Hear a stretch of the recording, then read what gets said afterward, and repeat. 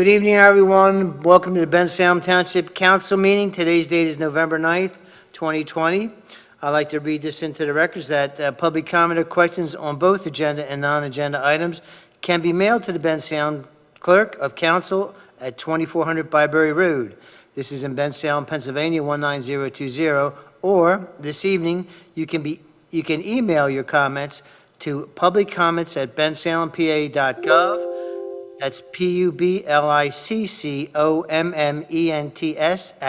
@bensalempa.gov. Our council agenda this evening, we want to start with a moment of silent meditation, followed by the Pledge of Allegiance. And I would ask everyone to please rise at this time.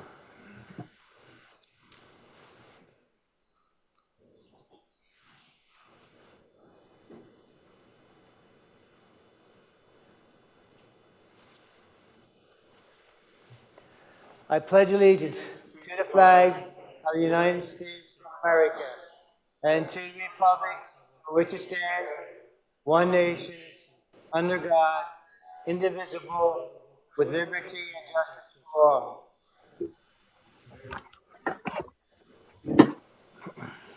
The mayor's computer went down, so we're going to fix that. You're still on the screen, Mayor, so.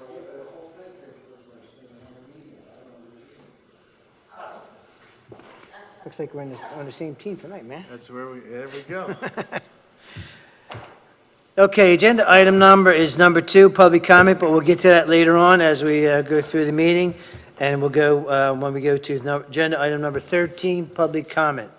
I'd like to move on to agenda item number 3, which is approval of the council minutes, and that date is for October 13th, 2020. Gentlemen, if you had the opportunity to review that, if there are any changes, deletions, please bring them up at this time. If not, I'll entertain a motion to accept them as presented. Yeah, President, I had a slight change on page 8 of 9 where it says that I wanted to, it says Secretary Knowles wanted to include funds Okay, good. funds to be available for lights at the Richelieu facility in the ball field area. You could add for girls softball. Even though Mr. Pizzo mentioned it below, I said for girls softball, so specifically for the girls softball. So you wanted to mention twice that it's for girls softball, is that correct? I was not mentioned twice. I wanted, I said for girls softball, so I wanted Right. to mention what happened. It's not twice, it's once. Okay, I thought you said it was a second time. No, I'm sorry. Pizzo mentioned it below, but I mentioned it in my comment. Ask him again. I don't know, I'm not unmuted, so you're not asking. Okay. He wants to make sure that it's written, his comments say girls softball. The lights for Just girls- add to the end of the sentence for girls softball. That's all you have to do. Not that difficult. Girls softball. Right. Okay. And you certainly were correct in that change, because you did say that. No. Any other changes, gentlemen? Not any? I'll entertain a motion to accept. I'll make the motion that we I'll accept. second the motion. minutes. We have a motion by Mr. Tokmajian, seconded by Mr. Knowles, with the one change. All those in favor signify with an eye. Aye. And against, any abstentions, unanimous. Thank you, gentlemen. Okay. We have agenda item number 4. Do we want to announce the one that came off, is coming off? Oh, yeah, okay, we'll do that, excuse me. Agenda item number 7 is coming off. I have a letter in front of me that there's other things they have to attend to, so a minor subdivision for Anthony Schlegel, Anthony, is coming off the agenda. That's agenda item number 7, and we'll get to that, and when we get to that, we'll make a motion to table that to a date forward.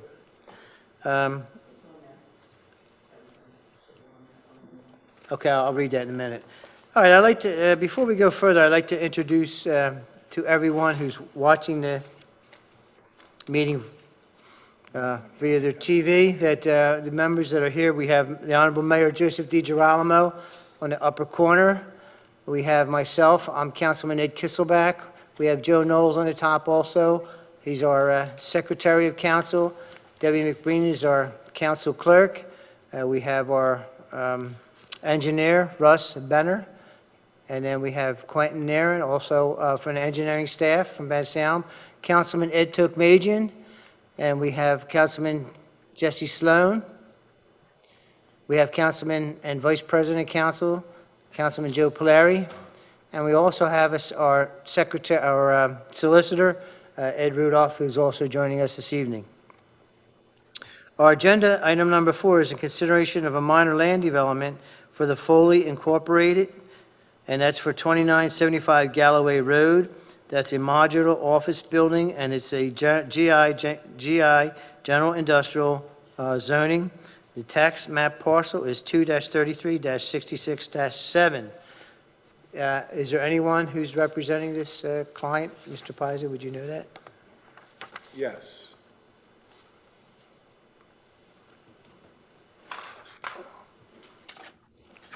Will you bring him into the Zoom? I'm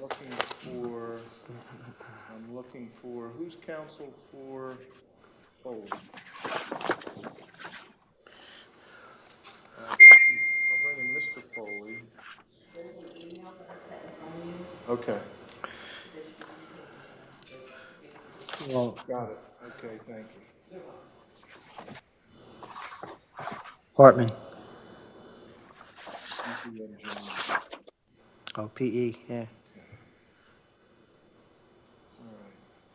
So Mr. Kisselback, we've admitted Ed Gutatis, who is the Vice President of Rental Services for Foley Cat, George Hartman, the Project Manager from Bowler Engineering, and Rob Horlocker from Modular Genius. I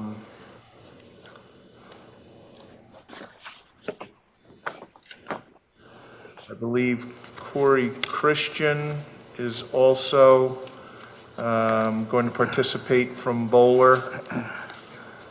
Mike Barnasevich, who is the Environmental Health and Safety Manager for Foley Cat, and John, who is the Director of E&H and EHS and Facilities for Foley Cat.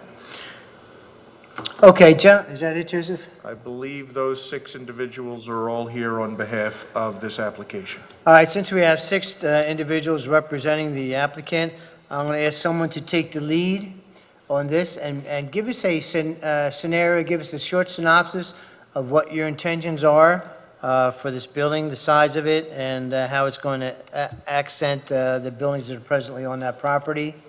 And from there, we're going to go to our T&M. Ken, this is a letter from Russell Benner, and we're going to go over the subdivision and land development.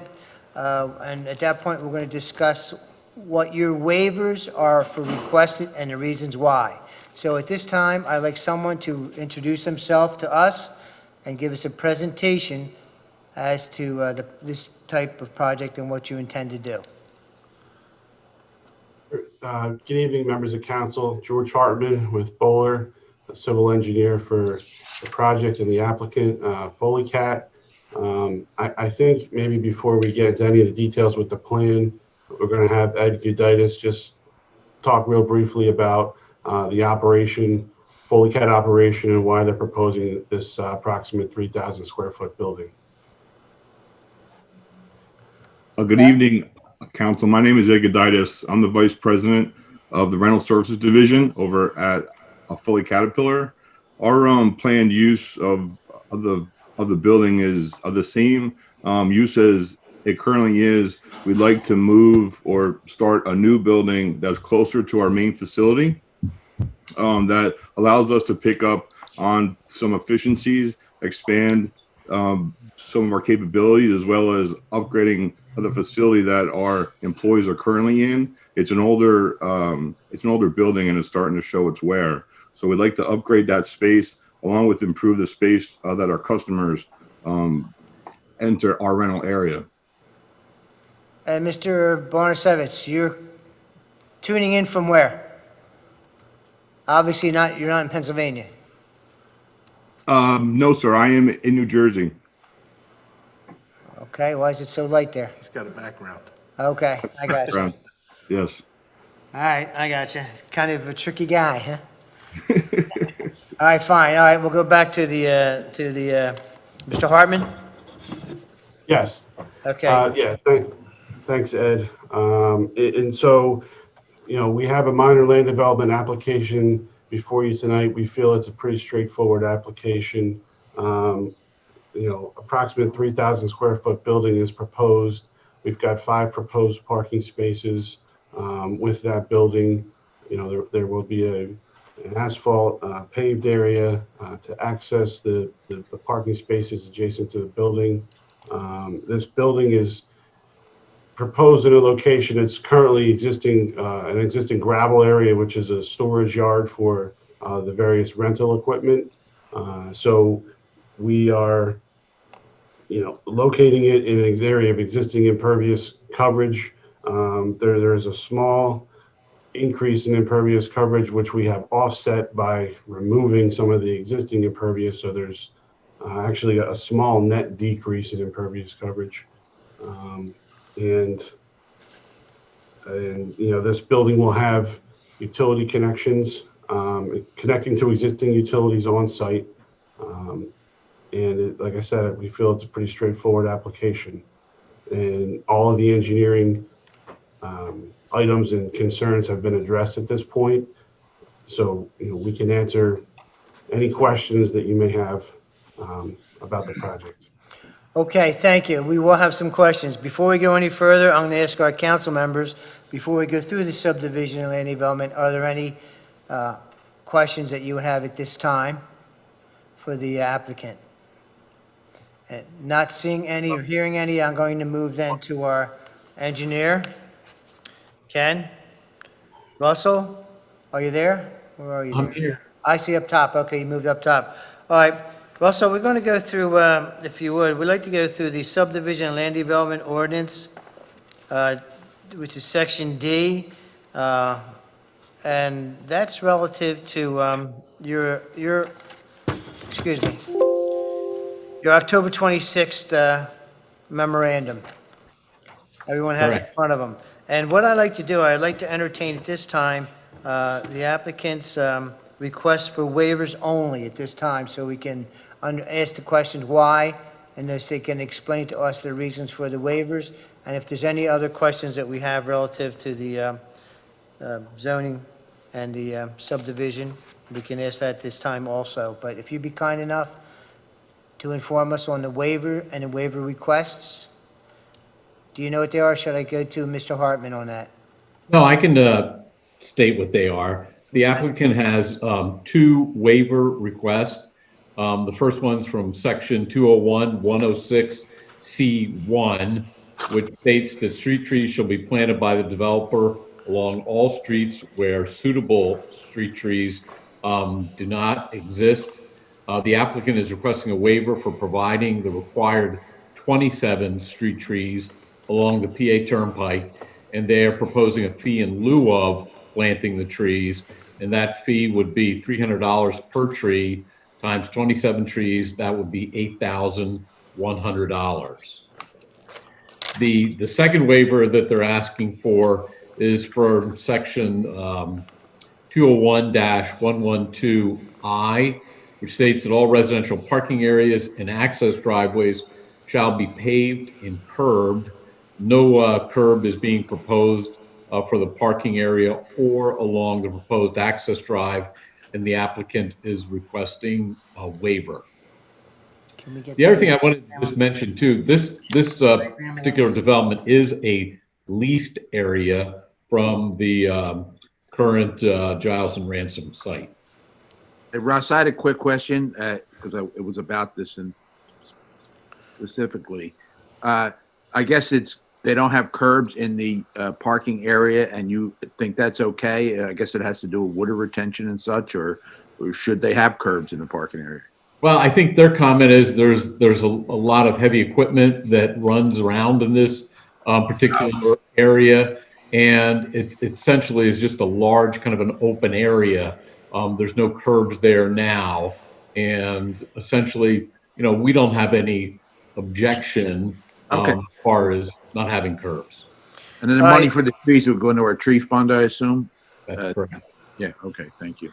If in fact we do decide to grant a waiver for that curbs, not installing the curbs, there will be a payment due in lieu of, based on our ordinance. Is that correct, Mr. Pizzo? That's correct. And Mr. Hartman, do you have a copy of the plans that we could put up on the screen for council? Just a site plan? Or anyone in your team have one that we could, Yeah, I can do that. Okay. We're looking to see where the curbs would normally be placed and what you're asking for as far as the waiver location. I guess it's not allowing me to share my screen. Okay, give me 1 second. All right.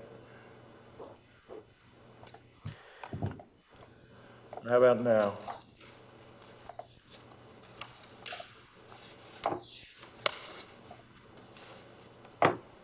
Okay. There we go. So this is just, we did kind of a colored rendering of the plan. The main access to the site, I'll zoom out here. This doesn't show you the full access, connects to Galway Road. There's a fairly long driveway that comes up off in the northwest corner of the plan here is existing turnpike facility. So then the access to the site here is the main drive kind of comes through the center of the site, and then you would make a right-hand turn off of that into this area, which is now just a large storage yard for equipment, and will remain that, but we're going to be utilizing a portion of that storage yard with this building, and then the parking area in front of the building. The darker gray shading on this plan is the area that we're proposing to install asphalt paving. And then the yellow or tannish color is some proposed sidewalk along the kind of the front of the building. And that's where the curbs would be normally placed, is that correct? I believe the intent of the ordinance in this case would be, talking about curbing this paved area that we're creating, and then we've got some parking spaces, but it wouldn't really make a whole lot of sense to add curbing along the edge of this paving when it's really just part of the larger overall open area that's got gravel around it. And just in general, I mean, the existing site, there really isn't curbing anywhere else. So I had a question because I'm a little bit confused because is the parking lot, I had assumed would be parking lot curb, kind of like, for cars that park against, as opposed to street curbs. So it's really curbing that would be required in a parking lot to park, like for cars to park, or is it curb along a street? It's more within a parking lot. Russ, isn't there a difference? Yeah, there is Curbs? a difference. So And typically, the ordinance requires that if we were talking about along a street, and the applicant was asking for a waiver, typically we would then ask for a fee as a condition of granting that waiver in lieu of construction of the curb. Typically, we don't apply that necessarily to internal parking lots. Right. I think Mr. Pizzo, he can correct himself if he wants, but I think he thought we're talking about a street. I don't know that they pay for curbing missing from a parking lot. That's usually along sidewalks and curbs along a street. Now, this is a sidewalk, but is there a curb? It's not a curb required along the sidewalk area. This just looks like a sidewalk walking down a sidewalk, right? Like not on. Yeah, this is all the driveway and their proposed parking area are just private driveways within that overall business of Giles and Ransom and their site that's out there. So all that the purpose of that sidewalk and crosswalk is part of the applicant is using the existing parking spaces across that driveway. They're accessing those to use for parking. And so the crosswalk and the pedestrian facilities are to allow people who use those parking spaces to safely access to the new proposed modular building. Okay, so Mr. Pizzo, there would be no fee in lieu of curbs in a parking lot, right? You're correct, Mr. Knowles. My understanding, when the question was asked earlier regarding waiver of curb and sidewalk, was that we were discussing curb that would have been along Okay, the road. I just want to clarify. Okay, thank you. Certainly, thank you. Okay, so there are two waivers that we're discussing. And are there any other pertinent points that you would like to bring up relative, everything else is in compliance? Is that correct, Ken? Yeah, that's, I mean, Russ? the letter, we've seen this plan, I think this is the third time we've seen it. A majority of all the items have really been addressed. It's really down to the two waivers. We stated the requirement for them to submit planning modules and then a construction cost estimate for the escrow if the plan is approved. So we're really down to very small minor items. And there would be an impact fee due upon the recommendation of the impact fee committee, is that correct? Correct. Okay. All right, gentlemen, do you have any other questions? Yeah, one more question. I just wanted to make sure too. The fire marshal wrote a letter in April with rejected some of the things that need to be done. He's subsequently wrote additional letters that looks like he passed it. So I just want to clarify that the letter April 27, 2020, that lists 4 things that the fire marshal rejected the plan for have been addressed. Is that correct?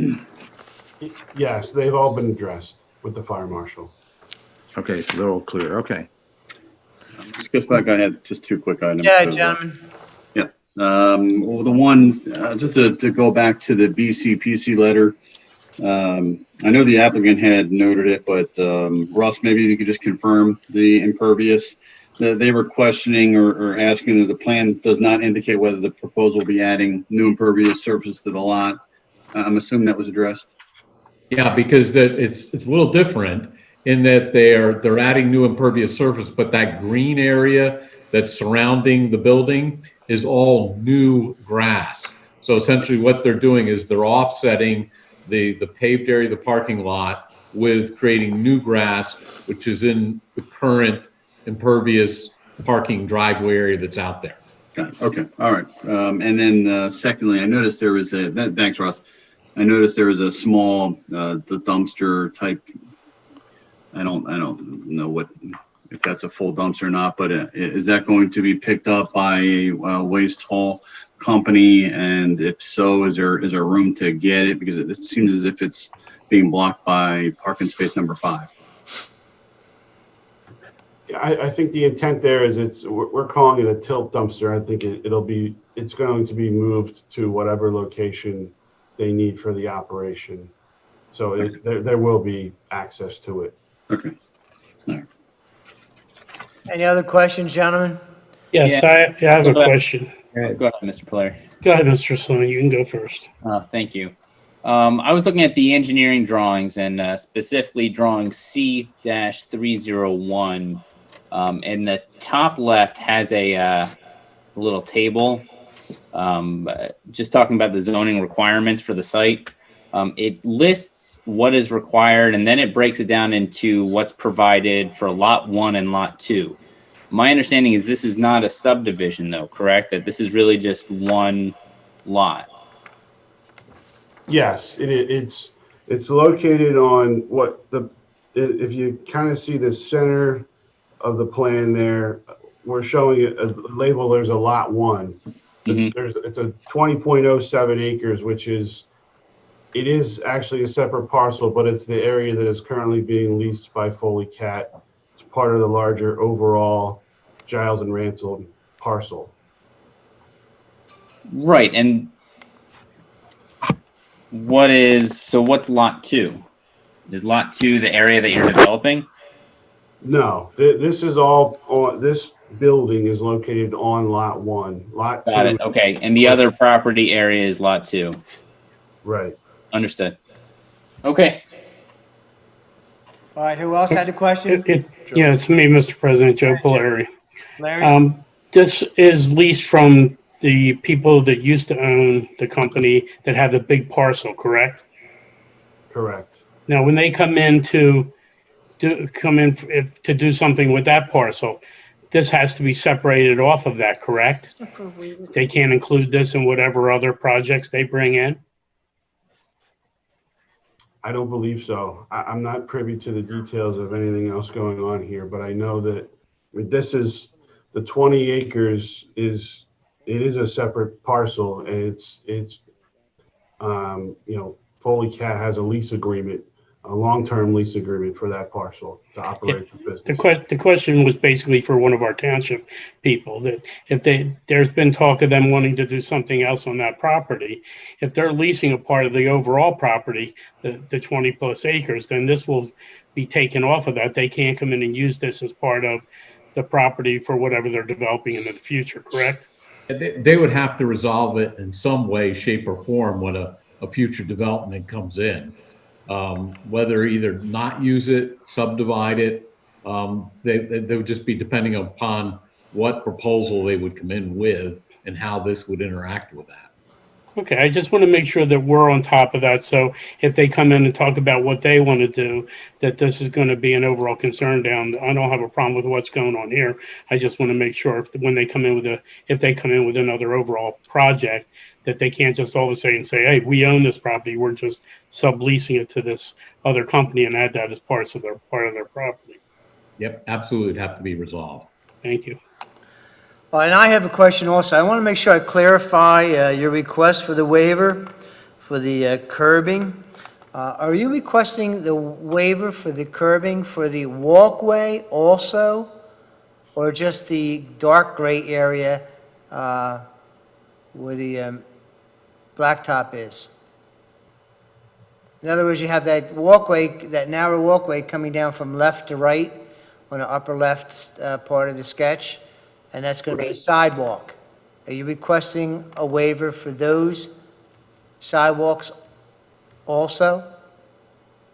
Or just the one section where Mr.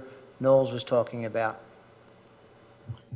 We weren't specifically requesting a waiver for curbing related to the sidewalk. I don't believe it's a requirement, which is why we weren't requesting a waiver, but we are not proposing curbing anywhere, if that helps clarify it. Mr. President, Ed, Go Mr. ahead. President. Yeah, that's a good point, because my next question was going to be, our traffic and planning and design letter dated April 12, 2020, that's why there was some confusion about the curbing, has general comments. It's dated August 12, 2020.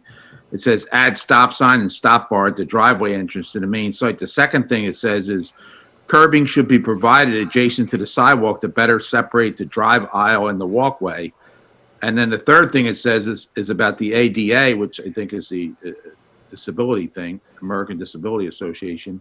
Ramp designs for the driveway and main aisle crossing should be provided. An ADA ramp, concrete pad. So have these three items on the traffic and planning and design been addressed, Mr. Russ?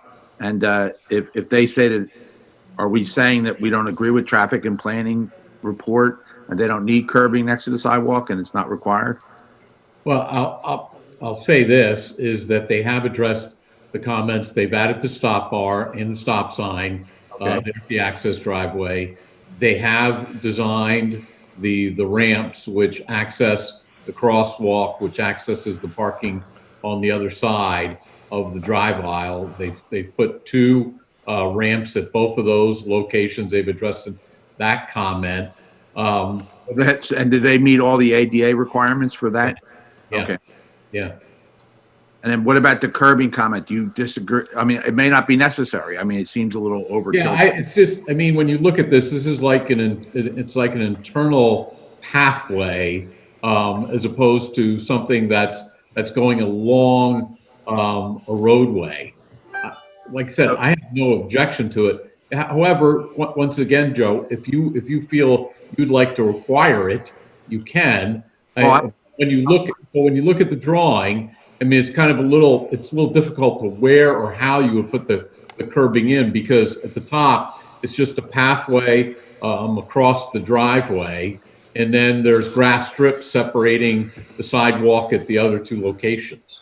Yeah, to me, it seems like a little bit overkill, but the point is that they're not required to do it, and they would not have to pay a fee in lieu of if they didn't do it.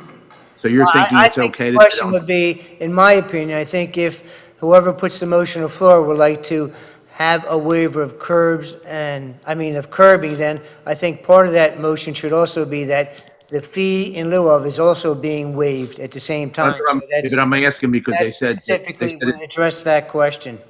but it's saying, unless Mr. Benner was wrong, he said that we don't require a lieu and fee of when it's curbing next to a sidewalk as opposed to it's only curbing along a street, but I don't know. I'm asking. I would think. Access drive too. This isn't a roadway. No, correct. So it's just a sidewalk. I don't It's think. it's interior, so Yeah. it wouldn't be the same as being on Galloway Road or on the Turnpike or on any other road. No, it's like requiring a curb on a long private driveway. Yes, I don't think it's, but you're okay with it not being necessary there, Russ? Correct. I'm okay with it. Okay, all right. That's fine. And I think a waiver doesn't need to be granted, doesn't need to be requested in the first place in this case. Right. Okay, but I'm just, our traffic Yeah, no. traffic design guy suggested it, so I just want to make sure our engineer agrees that it's not necessary. Yeah, hi, this is Bill from TPD. We worked this waiver is out with necessary. Bowler where Exactly. we would have a grass strip instead of a sidewalk, or I guess instead of a curbing. All right. Let me address what was just said. Okay, obviously, this has been addressed 2 times in our packet. One from Russell and one from our traffic planning. And so if we're going to not have curbs being put in there, I think a waiver would be necessary. And if that were waived, that would go, since it is internally, I guess would not need a second waiver to request a non-fee in lieu of. So if I'm correct on that, Mr. Pizzo, you tell me if I am or not. I believe you're correct, Mr. Kisselback. A waiver of the curb Curbs. requirement is necessary. They are called for under the Subdivision Land Development Ordinance. The question of whether a fee in lieu of is required is based on the discussion this evening. My understanding is that we would not normally require a fee in lieu of for internal curbing or internal sidewalks, and therefore, again, there's no need for anyone to waive a fee in lieu of, because it's not something that we would otherwise require.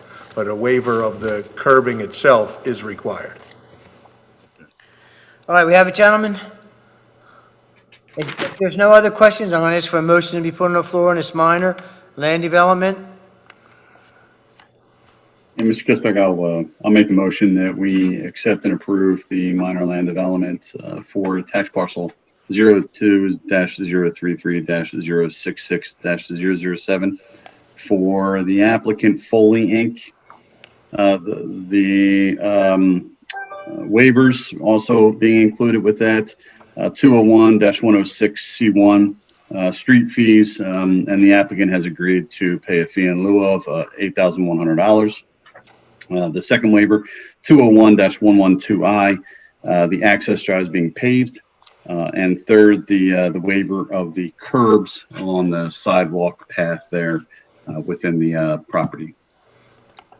And there Be my should motion. be an impact fee imposed, and the applicant will comply with that. Correct. Also add that as well to my motion. Okay, we have a motion on the floor. I'll second the motion. We have a second on the motion. Any additional discussion? Not hearing any. All those in favor signify with an aye. Aye. Hold on.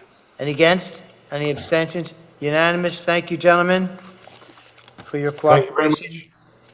And good luck staying here in Bensalem, for sure. Thank you. Thank you, everybody. Have a good night. Good night. Thank you. Give them a moment, if we could, Mr. Kisselback, to depart the meeting, and we'll bring in the next group. Sure.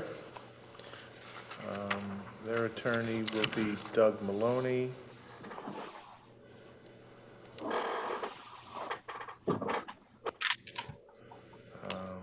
Bill Haas, I believe, will be with them. Doug, good evening. All right, we're bringing in the other gentleman from the next applicant, which is William Haas, 1601 State Road. This is for a restaurant slash catering and a portable tent catering facility. This is in a general industrial zoning. Tax map parcel is 2-33-6-7. I see we have Bill Haas and we have Doug Maloney, Doug, and who that's el- it. Doug, hold on, let me unmute you. And then you can unmute yourself there, Doug. You're muted. There we go. Good evening. Good evening, Doug. You have it, Doug? Okay. Who else is on your team this evening?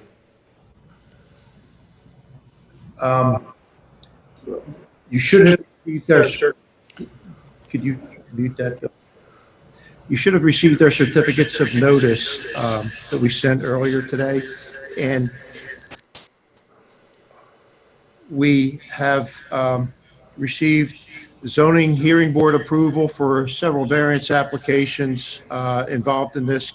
We've also received approval from the county commissioners for amendment of the lease in order to accommodate this project. And this project is, you're probably all of you are familiar with the Penryn site. It's really a gem of an event facility. I think it's something probably that everybody in Bucks County is proud of. It started with the Penryn Mansion in 1993 is when the project got started with the purchase of the property, cooperatively with the county in order to preserve 95 acres of open space. This particular property is somewhat unusual in that it's basically an island surrounded by that 95 acres of open space owned by the county. It's subject to what's called a vista easement that we may refer to, and that is an easement that allows vista down to the Delaware River from the Penryn Mansion. The Penryn Mansion is extremely historic, was an extremely rundown condition when Mr. Haas and his then partners took over, and it was revitalized into the current event facility. Several years later in the early 2000s. I'm going to interrupt you for a second. Do you have multiple computers open in your room? We're getting a tremendous amount of echo. And Okay. I don't know if you have more than one computer open on your end or microphones on your end. Do. Maybe if you Mute one of those, whoever's, tell you what, could you go out? There's a conference room right next door. It might.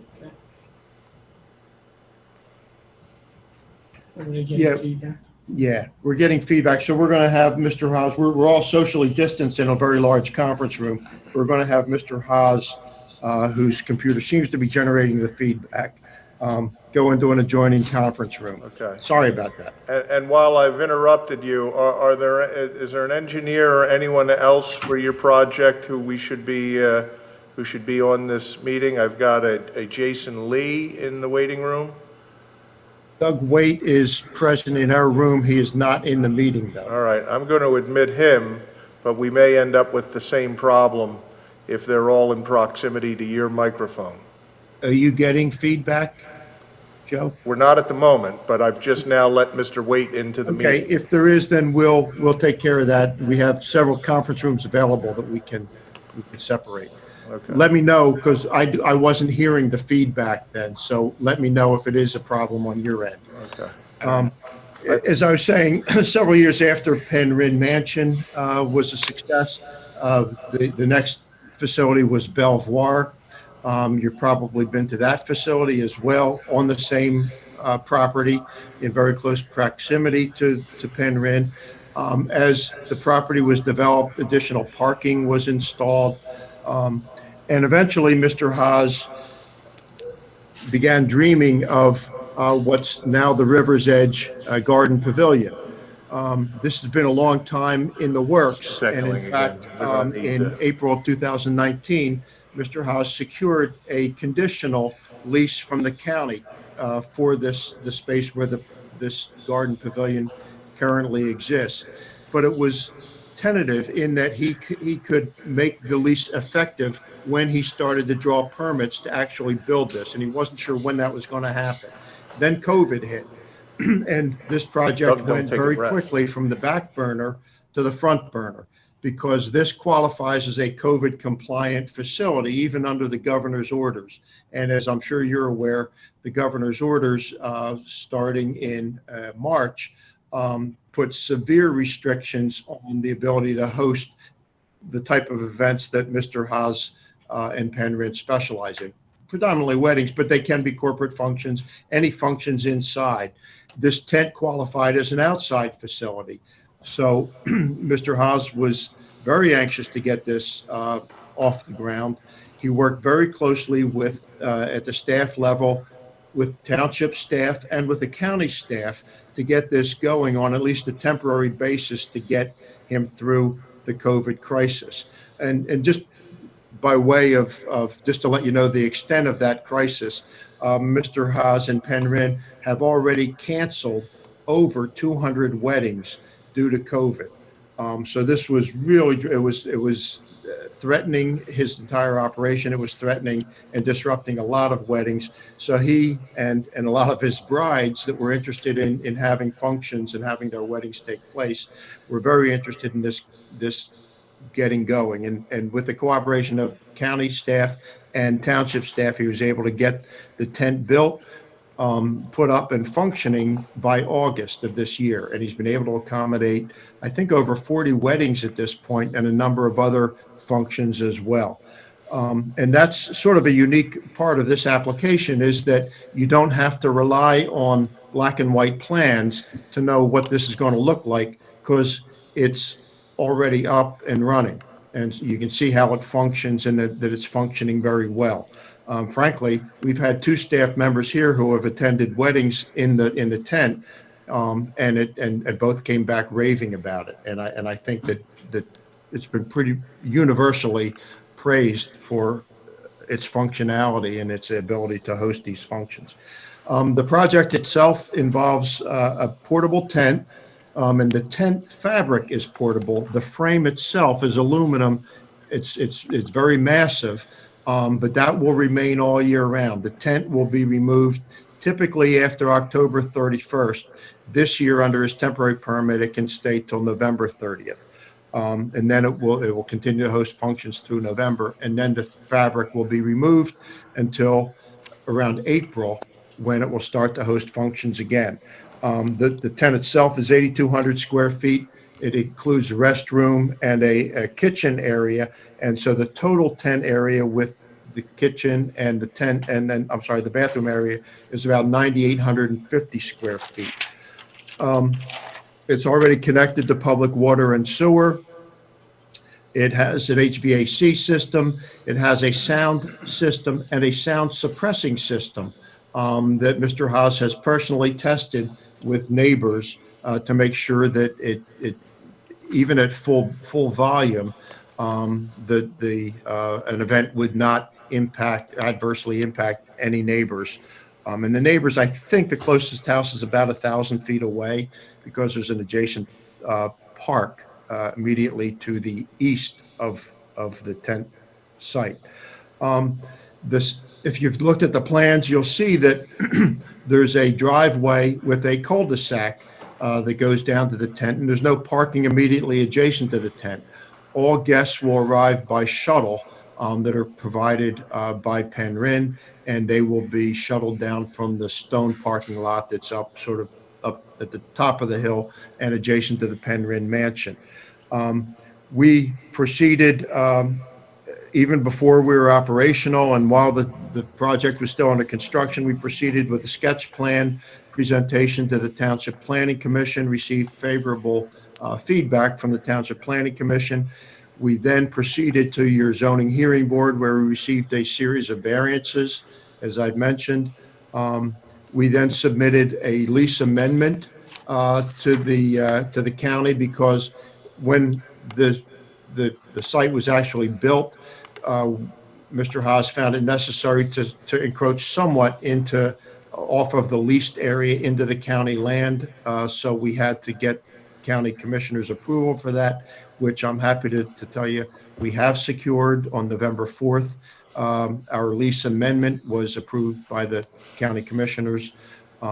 And that's involves a series of comments that's in the T&M review letter as well, noting that we would need county approval for some of the improvements that have been involved in this project. We have the T&M review letter and of October 19th, 2020. Doug Waite from Gilmore is the project engineer. He has responded as of a review letter of, or a response letter, I should say, of November 4th, 2020. And I'd like that to be incorporated into the record, as well as a waiver request letter that Mr. Waite submitted with the application. And that's dated September 11, 2020. And if those could all be incorporated into the record tonight.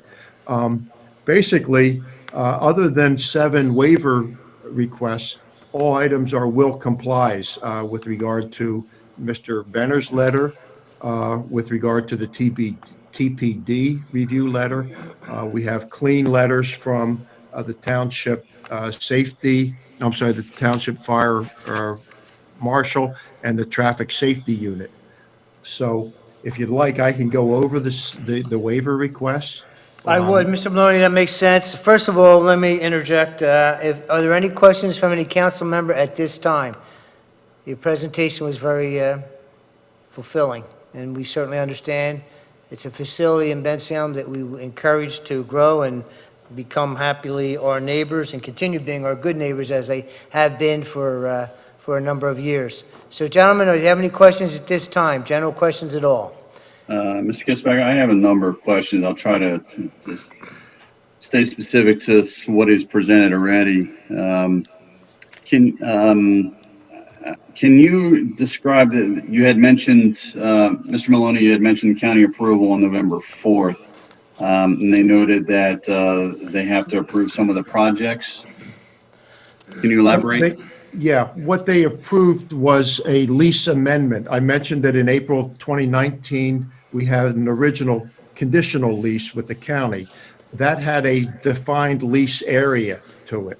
When the project got underway, Mr. Haas, and again, that was in 2019, way pre-COVID.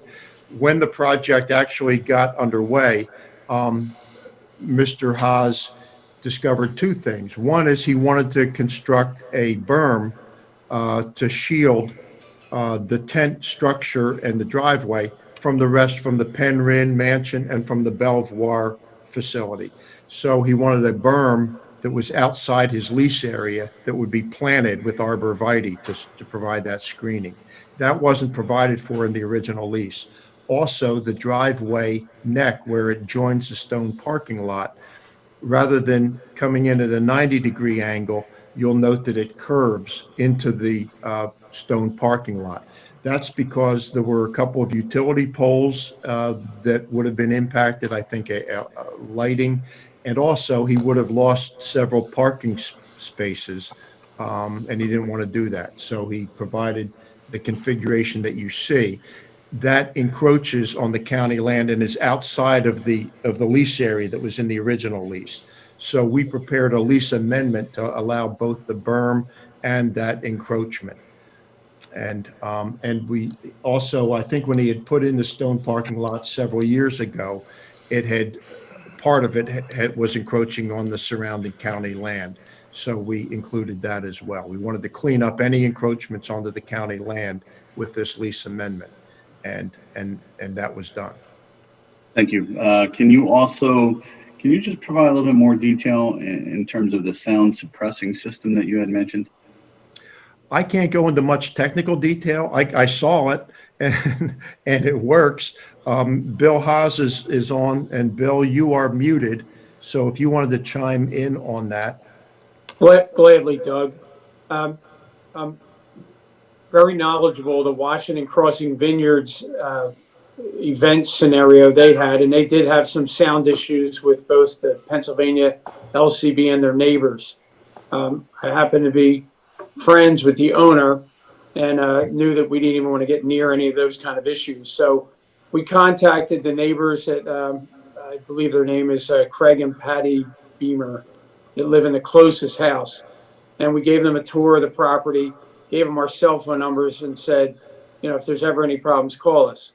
What we did to make sure we didn't get those kind of calls is we built a 100-foot long, basically the length of the facility, on the neighborhood side, 6-inch wide deep wall and 13 feet high sound barrier. In addition to that, all music, DJs, bands, etc., must play through our PA system, not their own amplifiers, etc. They plug into our amplifiers, and our system has what's called a sound compressor that we dictate the maximum decibel level of the music. We have it limited to 85 decibels. So again, once they get to a point where they try to go louder than that, it mutes their sound and actually distorts their sound to a lower level. And it's worked out very well. Next to the band DJ area, we have a large digital decibel meter that actually shows them what's a readout, and our head maitre d's walk around with portable decibel meters. So we've really gone out of our way. It's not an inexpensive system. Between the sound barrier wall, we actually have angled ceiling panels behind the band area and a sound compressor system. And again, we're in constant communication with the Beamers, and we haven't had any problem. We had a couple guys that tried to sneak in their own amplifiers, literally hidden under tablecloths and whatnot. We've had a couple little hiccups. We shut those down rather quickly. And matter of fact, we've had some phone calls actually from residents over in the New Jersey side, thinking that we were making a lot of noise. And ironically, it turned out to be, it wasn't us, because we know our control mechanisms. It turned out to be Salem Harbor, and even some cars that were in the boat ramp park immediately adjacent to the north of us with their boombox car stereo type music. So I guess a long-winded answer to your question, but we're on it. We're very, very attentive as much as humanly possible to the sound scenario. Fair enough. Is the venue events limited to the time of night? We try to limit them. You got to keep in mind what Doug alluded to earlier is we've moved 210 weddings between March 15th and the end of this year to future dates. Future dates, of course, could have included August, September, October from some of those earlier weddings. 40 to 50 of those this year were moved into those tents. They, of course, many of them had contracts extended to 11. I think the overwhelming bulk of them, out of the 50, maybe 45, we negotiated that they would have to stop by 10, and that's our goal. I'm not going to tell you there's not, maybe a handful that may go to 11. But even again there, you can stand in the middle of the park. We've often parked and stood, matter of fact, virtually every party, in the circle at the end of the boat ramp park where the Beamers live to very much monitor that sound or any kind of problems. We personally have more problems with park issues. We contact the rangers constantly. I will say they do a very good job. We're in communication with Bill Mitchell, head of the Bucks County Parks Department, to make sure rangers are policing that park. It's in our benefit, and of course the neighbors along Station Avenue. So. And I believe the capacity for this facility is approximately 200 folks. 250 limited by the state at this time. So 250, what's the maximum capacity? The tent itself is about the same. It's in that 230 to 250 range. So I thought there was a limit based off of the state guidelines, maximum occupancy.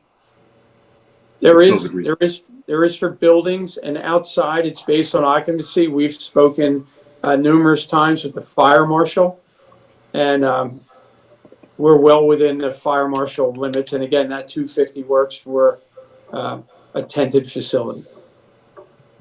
So, okay. And just to confirm, this facility is fully enclosed?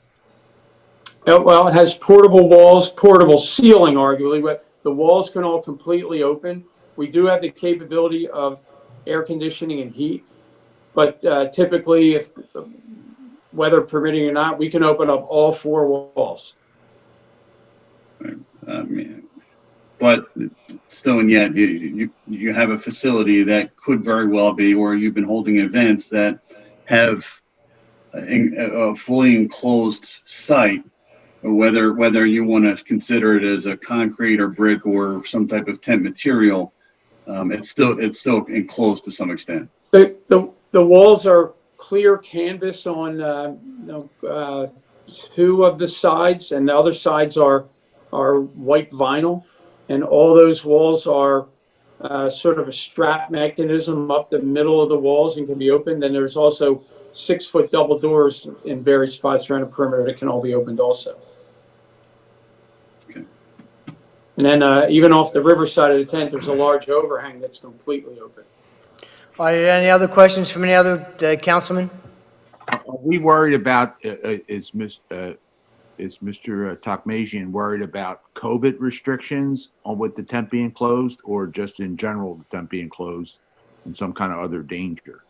Yeah, certainly the COVID is definitely a concern, especially if we're calling it an outside tent or an outside venue. But if it's theoretically enclosed by whatever material we want to say, in my mind, I'm thinking, I don't know if I would go to an event that's completely enclosed. I mean, I've gone to outside events that only had the overhang, but nothing where there were side panels that made it seem as if there was some type of enclosure. Well, one of the state would regulate them, and if they were against state regulations during COVID restrictions, I think the state would.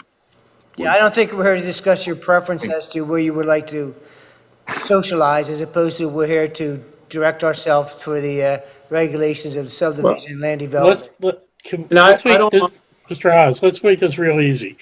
You're following the state guidelines for COVID, correct? Well, and an answer to Mr. Tokmasian, we require masks. We have hand sanitizer all around. The walls are open. People are 6 feet apart. Tables are 6 feet apart. So we're doing everything in our power to follow the state mandated guidelines. We're in direct communication with the health department, the fire marshal, all those kind of issues. Mr.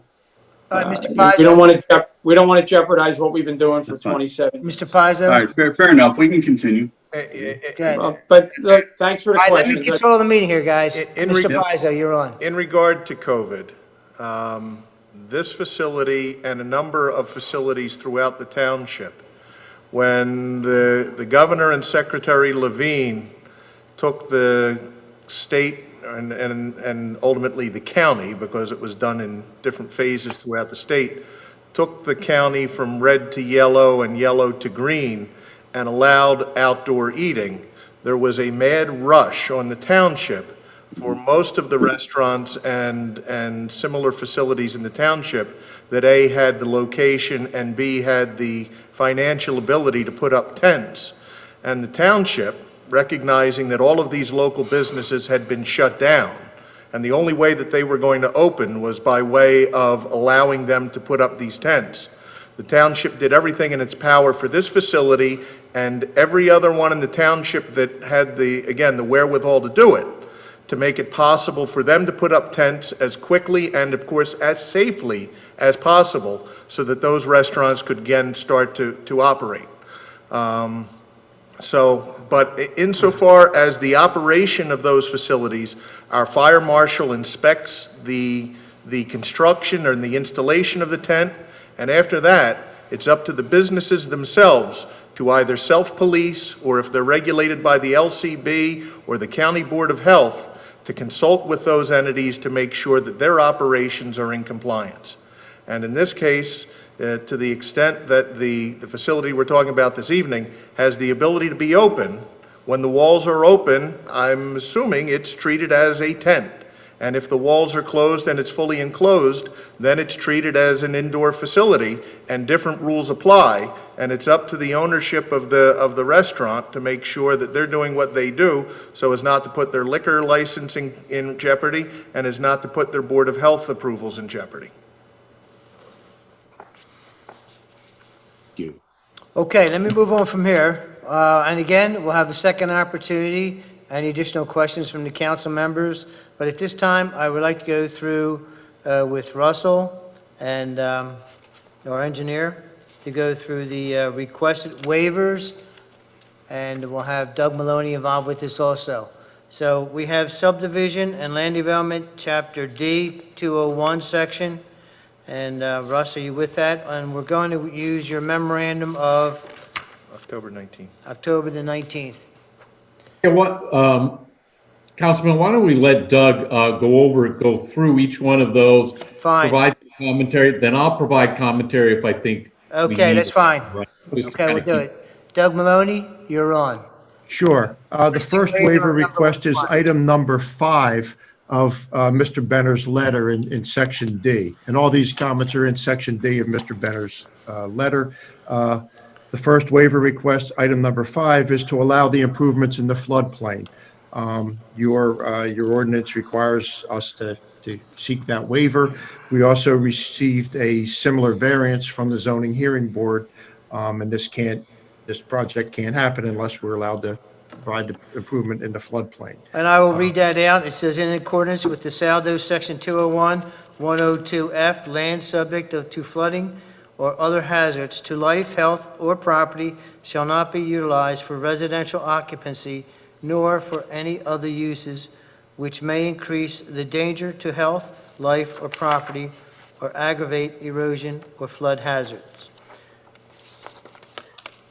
Russ? Yeah, Russell, Yeah, comment on that? Yeah, and it's kind of a unique requirement to be in Saldo. It's really governed through the zoning variance and the floodplain ordinance, which is part of the zoning ordinance. And by them already gotten the variance from the zoning hearing board, I mean, lack of a better way of saying it, kind of overrides the subdivision ordinance because the zoning hearing board granted that variance. Okay. Mr. Kisselback, can I ask Russ a question on that one, just Sure. real quick? I understand that they've been granted the variance, but do you have any concerns with any kind of development in the floodplain in this situation? I know there's a lot of documentation that was available. I've seen a stormwater management report, but just kind of want to get your thoughts on that. No, you know what? We really have a good group down in our Philadelphia office that's FEMA oriented. We reviewed this proposal with them and they had no objections to it, which really just dovetailed right into the zoning hearing board granting the variance. Okay, great. Thank you. All right, Doug, your next waiver request?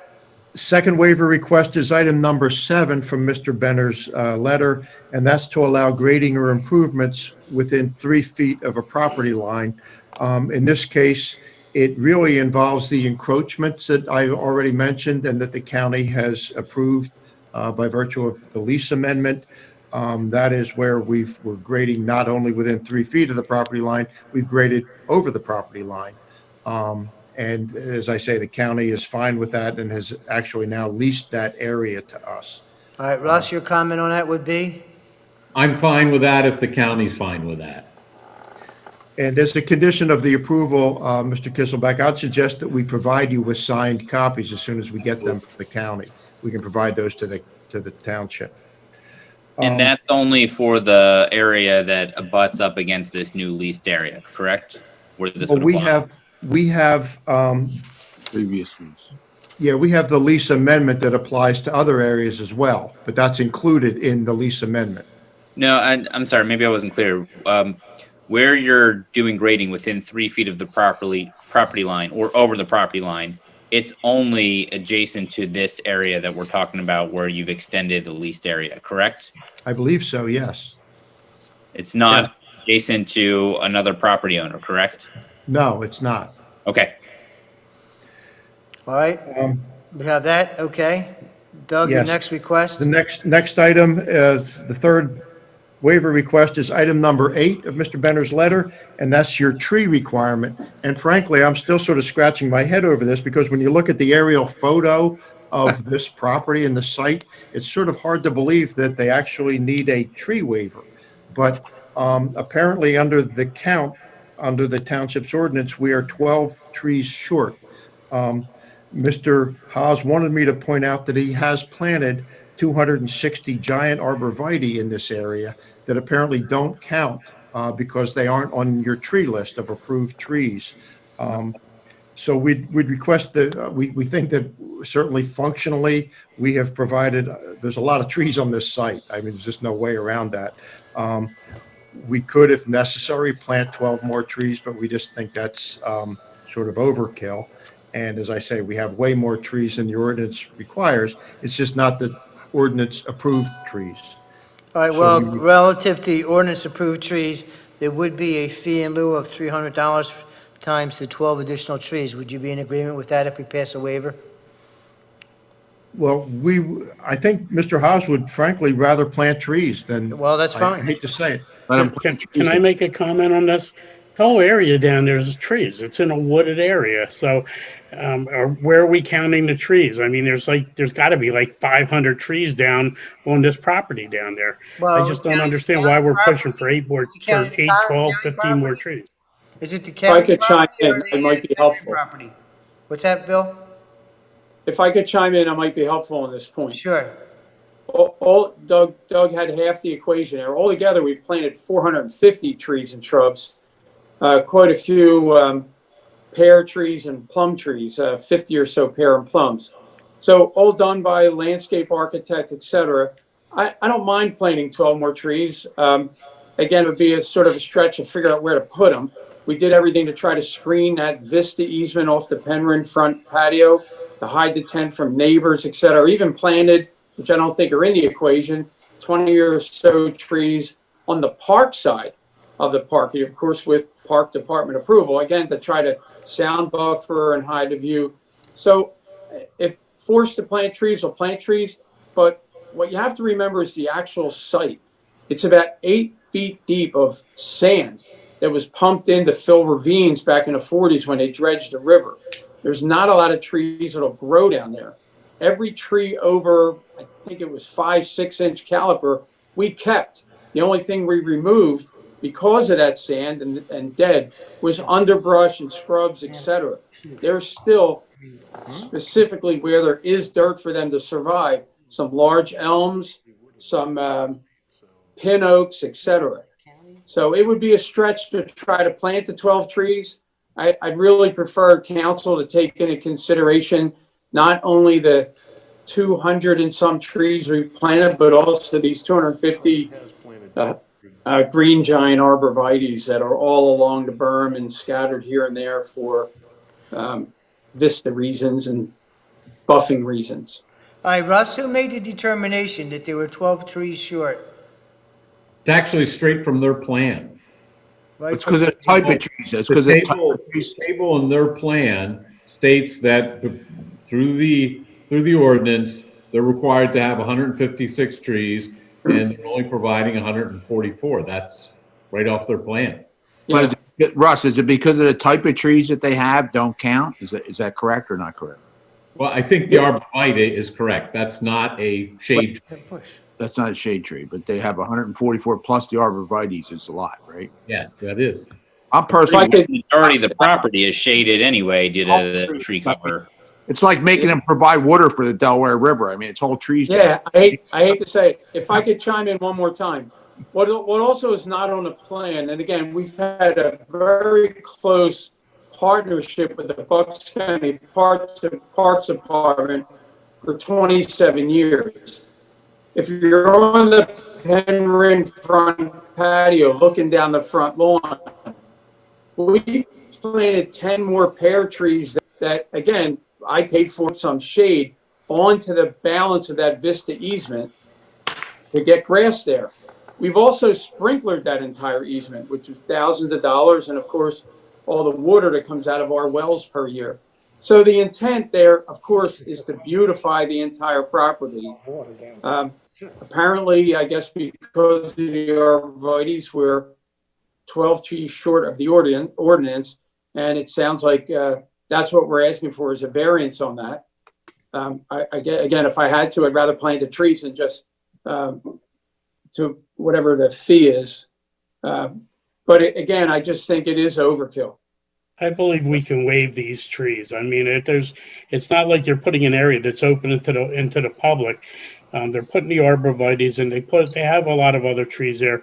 I don't see why we have to put the extra burden for these couple of trees. I think that's something we can waive. I'm willing to waive it too. And I mean, this is a business that's struggling during COVID as it is. They put a lot of trees and they've been good to our community, so I'm okay with it. But I don't know. It'd be your pleasure, gentlemen. If someone's going to put a motion on the floor, if you make that part of your motion, that's your prerogative. All right, let's go on to the next one, Mr. Maloney. Next, the fourth waiver is item number 9 of Mr. Benner's letter, and that's the width of the access road and paving of the access road. The access road is that long drive that ends in a cul-de-sac down by the tent. It's supposed to be paved and it's supposed to be 24 feet wide. It is stone and it's 20 feet wide. Again, it's not for public access. It's going to be shuttle service only. And I guess vendors would be using that as well, but the guests would not be using that. We don't want to create more impervious surface than we have to. And so that's why we're proposing that it not be paved and that it be 20 feet wide. Doug, if I could chime in again, I'm sorry, but I don't know if you missed that we have shuttles that shuttle guests down from the parking area down towards the tent area. Yeah, So, that's in the existing drive from State Road. Yeah, that was part of your presentation, Sorry. so that's, your mode of operation makes sense relative to what you're suggesting and what you're requesting. Just to clarify, they're like golf cart type shuttles. They're not like trucks and stuff. Correct. They are 8-passenger golf carts, and they have the vinyl sides if need be. Okay. All right, we have it, gentlemen. Doug, your next request? Yes. The fifth waiver request involves the parking area setback, and that's item number 12 of Mr. Benner's letter. And that is for the stone parking area. It's supposed to be set back 15 feet from any property line. This is the area that actually encroaches on the property line that we already touched on in the previous waiver request. Then that again is subject to the lease amendment with the county.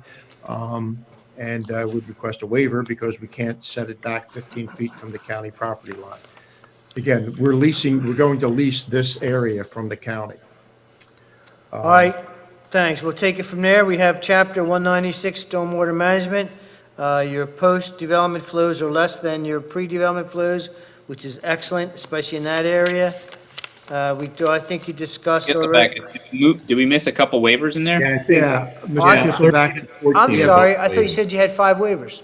No, 7, Oh, I'm sorry, thanks. unless I misspoke. Thanks, Jesse. I thought you Sorry said about 5. that. Go ahead. Yep. No, I'm sorry. Thank you. I thought you said final. Next, the sixth waiver request is item number 13, and that requires paving and curbing in the parking areas and the access drive. Again, variances were granted by the zoning hearing board for the exact same requirements. We don't want to pave if we don't have to. We'd much prefer stone. And also curbing in this particular area would impede the flow of stormwater. No curbs allows better dispersion of the stormwater. So for a couple of engineering reasons, we're requesting that this waiver be granted. The last waiver request is item number 14 of Mr. Benner's, of Section D of Mr. Benner's letter, and that's regarding the lighting requirement. Your ordinance requires 1-foot candle lighting in all parking areas. That's a pretty bright standard. This is a somewhat secluded area. The other parking fields don't have 1-foot candle.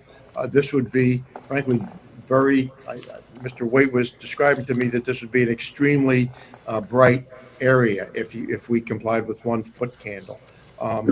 So we're requesting this waiver request. It's consistent with the other parking areas at Penryn, which are obviously functioning very well. And again, in this particular parking field, it's only going to be shuttle service to and from the venue.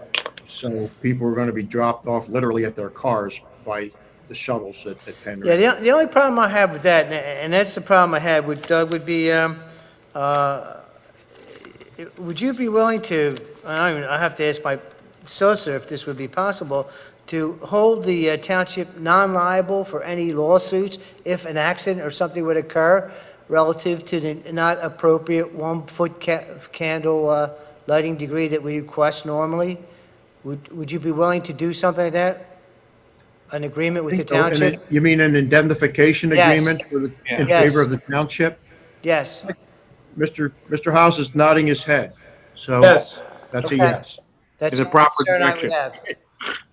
have. Okay. Okay. And that's it for the waiver requests.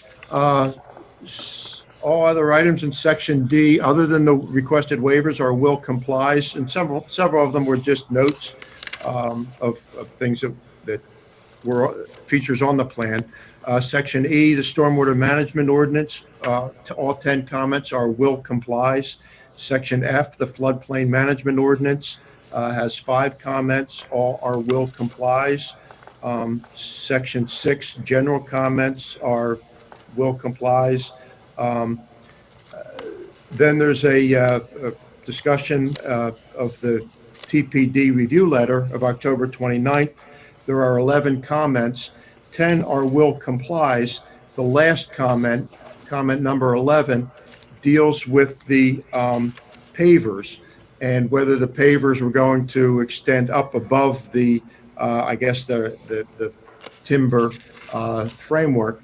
The response that we provided is that the pavers as built, the pavers are actually lower than the timber frame. So we've addressed that. We have complied with that comment already. And that's it for the review letters. We also have as I mentioned, a clean review letter from the fire marshal, a clean review letter from the traffic safety unit. And we're asking that you consider preliminary and final land development approval subject to the waiver request. All right, gentlemen, do you have any questions at this time? Any comments? I have several other questions, Mr. Okay. Mr. Tukvajian, you're on. I want to redirect our attention away from COVID for a minute and look at this as a site as we would be developing outside of COVID.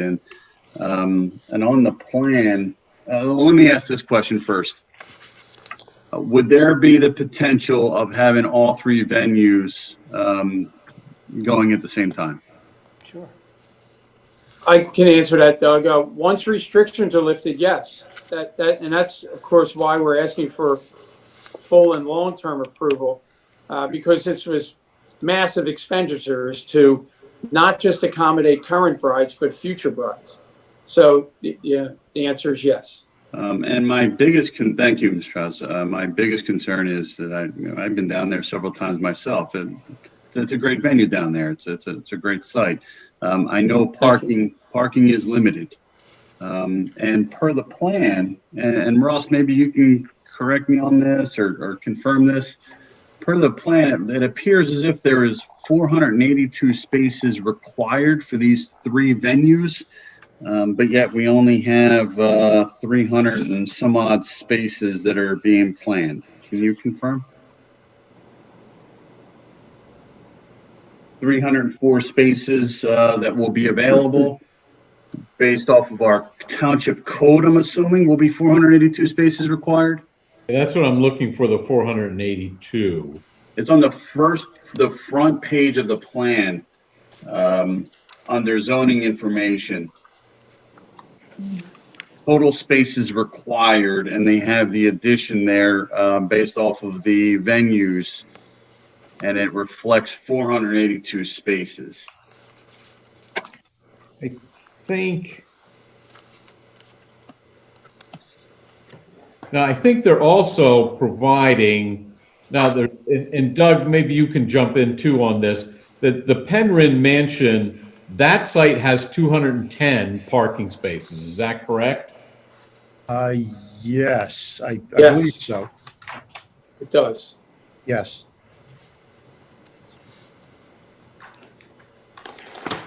If I might, Mr. Tukmajian, this was a major issue with the zoning hearing board. And it's not really a subdivision land development issue, but it was thoroughly vetted, I guess, to put it that way, at the zoning hearing board. I'd like to point out that there is, behind the stone parking area on the plans, Mr. House has always had that available, that rather large field for overflow parking. He's never come close to having to use it. So the actual usage of the property, and I'll grant you, we haven't had the experience yet of all three being operational or being occupied at one time. But even if they were, he hasn't come even close to having to use that overflow area. And ultimately, if he needed to, the last thing that Mr. Haas wants is to have inadequate parking. That doesn't serve his facility well at all. So he would have to extend the existing parking field that he had, if necessary, if it came to that. So there's room available to expand, but we don't want to over-engineer the parking if we don't have to. Well, but do we need a waiver to address the shortfall that's shown on the plans? Well, just to point out, they were granted a parking requirement variance back on the September 3rd by the zoning hearing board. They were. There was no address, yeah. If I may chime in, I might be able to clarify a few things. Even with 3 facilities fully up and running, when we only had the 2 facilities, there might be once a year where we would have a conference that I can remember that might be midweek and have, let's say, a scenario where in Belvoir where the capacity can get up to 300, and yet not a wedding scenario conference where they come virtually 1 driver per car. Highly unusual scenario with us. And in that scenario, there wouldn't be an event in a Penryn, and of course, in this scenario, River's Edge. And we would use Penryn, say, as overflow parking. We literally would not book the other facility specifically knowing that there could be parking issues. When you get into the wedding world, which is well over 95% of our business, and you're typically getting at least 2 people per car, if not 3 or more. It's very rare that we've ever experienced any kind of parking issues. We typically can bring in valet in either Penryn or Belvoir if necessary to alleviate some of that parking. But again, with the shuttles from River's Edge, we have not had to go beyond the River's Edge gravel parking area, even into the closest Penryn parking currently. So, Mr. Haas, I'm a little confused. How is valet going to fix the problem about the fact that there's just not ample parking? I mean, where are they going to park those cars? Well, and that's what I'm saying. In 27 years, I think we're actually about since 03 with having the 2 facilities, Penryn and Belvoir. We've never maximized our parking at the same time. Again, some events are staggered, and we may use some of the back parking areas of Penryn for Belvoir if that's a little larger or vice versa. So we've never had the problem of having over too many cars. Again, I don't want to, once a year we might, I think, I can't remember the name of the company, they come in, but it's during the week and we've had to use Penryn parking when there were too many cars for Belvoir. Right, I've been down there. There was an event at Belvoir and we were parking over at Penryn. And I can tell you, sir, that the space was very limited even at that point. So I know that the parking was just not sufficient just for one event at Belvoir. I'm concerned about having multiple events down there. And granted, I understand it's not going to happen every night of the week, but we're talking a Friday night, a Saturday, and a Sunday. I just can't imagine what it's going to look like down there when you're having these multiple events going. The trend we're seeing anymore with Uber and Lyft, in fact, now that we have our shuttles, we're just not seeing the usage of the parking lots like we used to have. I get it. I can't depend on that, though. I mean, we have a code for a particular reason, and I can't tell another catering facility, well, you know, if you don't have parking, it's okay because we have to rely on Uber. I mean, I'm just concerned. And then secondly, the safety concern. If you do have multiple events, trying to get an emergency services vehicle down there, it's going to be tight if something's going on. Well, our valet keep control. Not when sometimes I use the words interchangeably. We have parking attendants that just guide everybody into the right spots. The other trend that we're seeing is we refer an awful lot of our guests, not just to families, but even their guest list, out to area hotels. And we now have a contract with Yellowbird Bus, ironically, school buses. And we're seeing literally 50% of our capacity now are renting these buses for the weddings. So I don't know when you were there last, but at least through 19 and late 18, I believe, when we first started that contract with Yellowbird Bus and arrangements with the Radisson and I think that one hotel, Wyndham, that changed their name. We're seeing significantly reduced usage of our parking areas. When was the wedding that you, Let me how add, long ago? let me add something to this conversation. As concerned as we are as council members, the variance was granted for the parking, so it's beyond our purview in making this decision for the Right. development. But legitimate concern, I appreciate the question, and I I know, you're think saying that, Mr. Haas, you wouldn't book events at the same time that you know was going to cause overflow for your guests, because you would know not to book 3 facilities and know that the parking is going to be a problem, because then the guests wouldn't be happy either that paid for the events. You said they have overflow parking. But we avoid it like the plague, like you can't imagine. We do watch the actual guest counts that hosts tell us, which, and again, we get those guest counts a year ahead of time. But again, between, in the last year and a half, between Uber, the Yellowbird buses that we're using, we're just not seeing the usage of our parking lots, anything like we did years ago.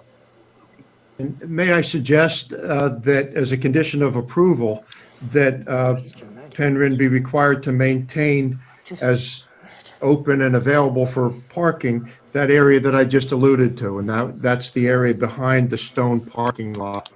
That way, if necessary, if parking becomes a problem, you can always add more, and the problem goes away. Why wouldn't you just put that in the original application then, and then you don't have the problem? Well, because he doesn't want to make it parking area and pave grass or pave stone grass and make it impervious. Well, I guess the reason for the, sorry, I guess the reason for the request, again, I just keep coming back to what we've seen in the last year and a half with the onslaught of Uber and Lyft. People paranoid about drinking. And again, these Yellowbird bus, I mean, these are 48 passenger buses. They'll have 2 and 3 of them per wedding. We don't have a hotel on site. So they're all staying off site and shuttling into the property. So we're just seeing way less traffic than we did. If I had a serious worry about it, we'd be figuring out some more parking scenarios. But I really honestly don't feel we need it. And again, the zoning hearing board gave him a variance, so you keep going at something that he's already got a variance for. So I don't understand why we're fighting the same issue. Okay, I'm still asking the question. It's still a plan that we have to approve, and I wanted to ask. They got It was a concern of mine. If you're that concerned about it, then I guess you won't vote for it. But don't, it can't keep going on about the same thing. I have another question too. I know that there was concern. There was a lot of equipment on the side of that tent. I actually went down there and looked at that site. There's a lot of equipment on the side of the tent, and the view from that park isn't ideal, if you will, if you have people out there at the park. Is there any consideration in trying to do something about all that equipment that you have on the side of the tent? Well, I can answer that, Mr. Tugmasian. We did plant, and don't quote me, it's on, I guess on one of the plans. I'm going to say 15 to 20 of these 6 to 8 foot tall green giant arborvitaes. They'll take a year to grow in. I do know that in the last couple of weeks, about 10 of them were stolen already, literally ripped right out of it. So when you were there, it might have looked a little worse. We have every intention of replanting those. Okay. And then a question for Russ. I know we're calling this a temporary structure. Yeah. Understanding we're not removing those aluminum support poles or beams or whatever. The frame. Yeah. Okay. So, and I'm not an engineer. I mean, how are they supported to the ground? To just provide a little detail in terms of the structure itself. Yeah, I mean, we didn't do a structural analysis on those particular beams. Mr. Haas, maybe you can comment on how they're fastened essentially to the ground. And it's our understanding too, Councilman, that tenting material comes off, and that from a floodplain concern is our biggest concern, that material can come off during times of flood. The material is removed in one day. We plan on doing that through the winter months. All the canvas comes off. The entire tent went through code enforcement and fire marshal inspection and approval process. There's 4-foot stakes, and I think there's 4 to 6 of them. It varies a little bit. 4 to 6 of these 4-foot stakes that were hydraulically pounded into the ground. The frame is capable of minimum, I could be wrong, but it's minimum 115 mile an hour winds with the canvas on it. It's much higher without the canvas. I actually think it's 125, but I'll say 115. So it is technically, you can have it all completely removed, patio and everything within a week's time. Canvas comes off in a day. Mainly that, again, is for the winter. We're worried about branches, etc. It could be up all year round. We don't have a desire to do that. Again, because of possible tree damage and snow load and those kind of issues. Right. So, yeah. but The reason why I'm asking is obviously for safety reasons. Especially if it's in some type of floodplain, those supports that are in the ground, how well are they going to hold up? The integrity of the structure. And just to point out for the folks that are watching this meeting, we're not talking about a large tent that someone's going to rent for a party and put it in their backyard. I mean, this is a significant structure that was put out there. So that's why I'm asking the question as far as the integrity of that structure.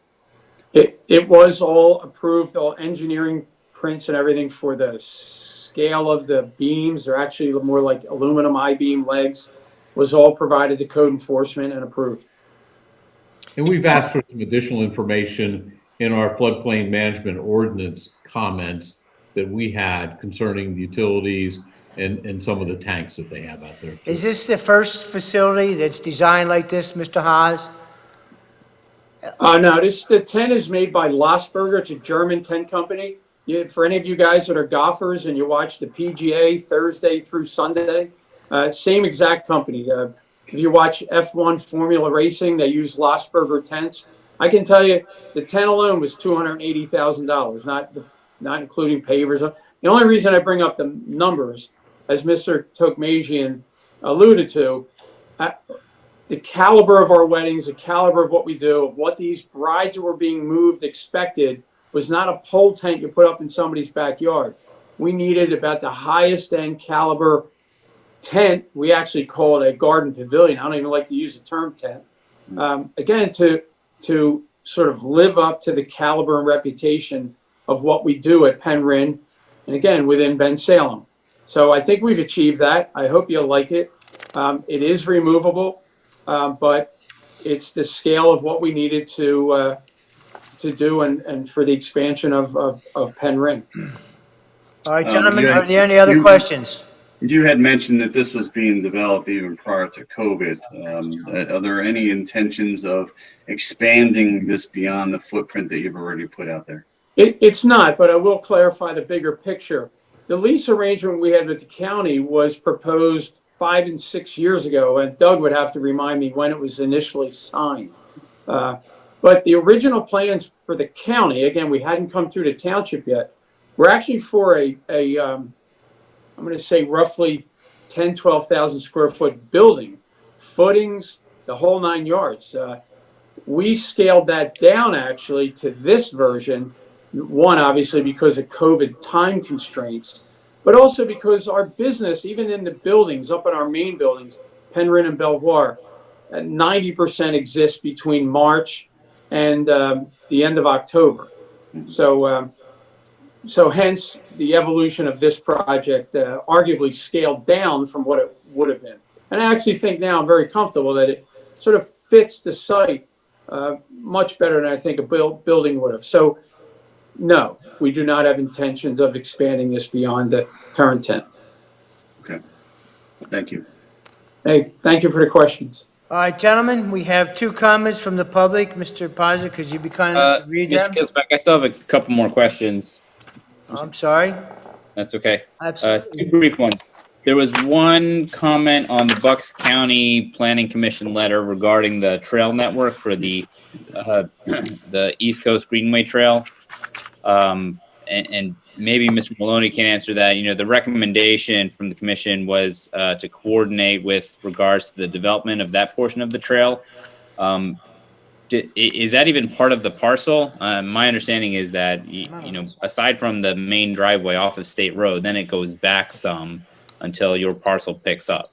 Yeah, Mr. Sloan, our understanding, and this is noted in our response letter, is that the trails currently planned to be located on the other side of State Road and not on this side of State Road. That's true.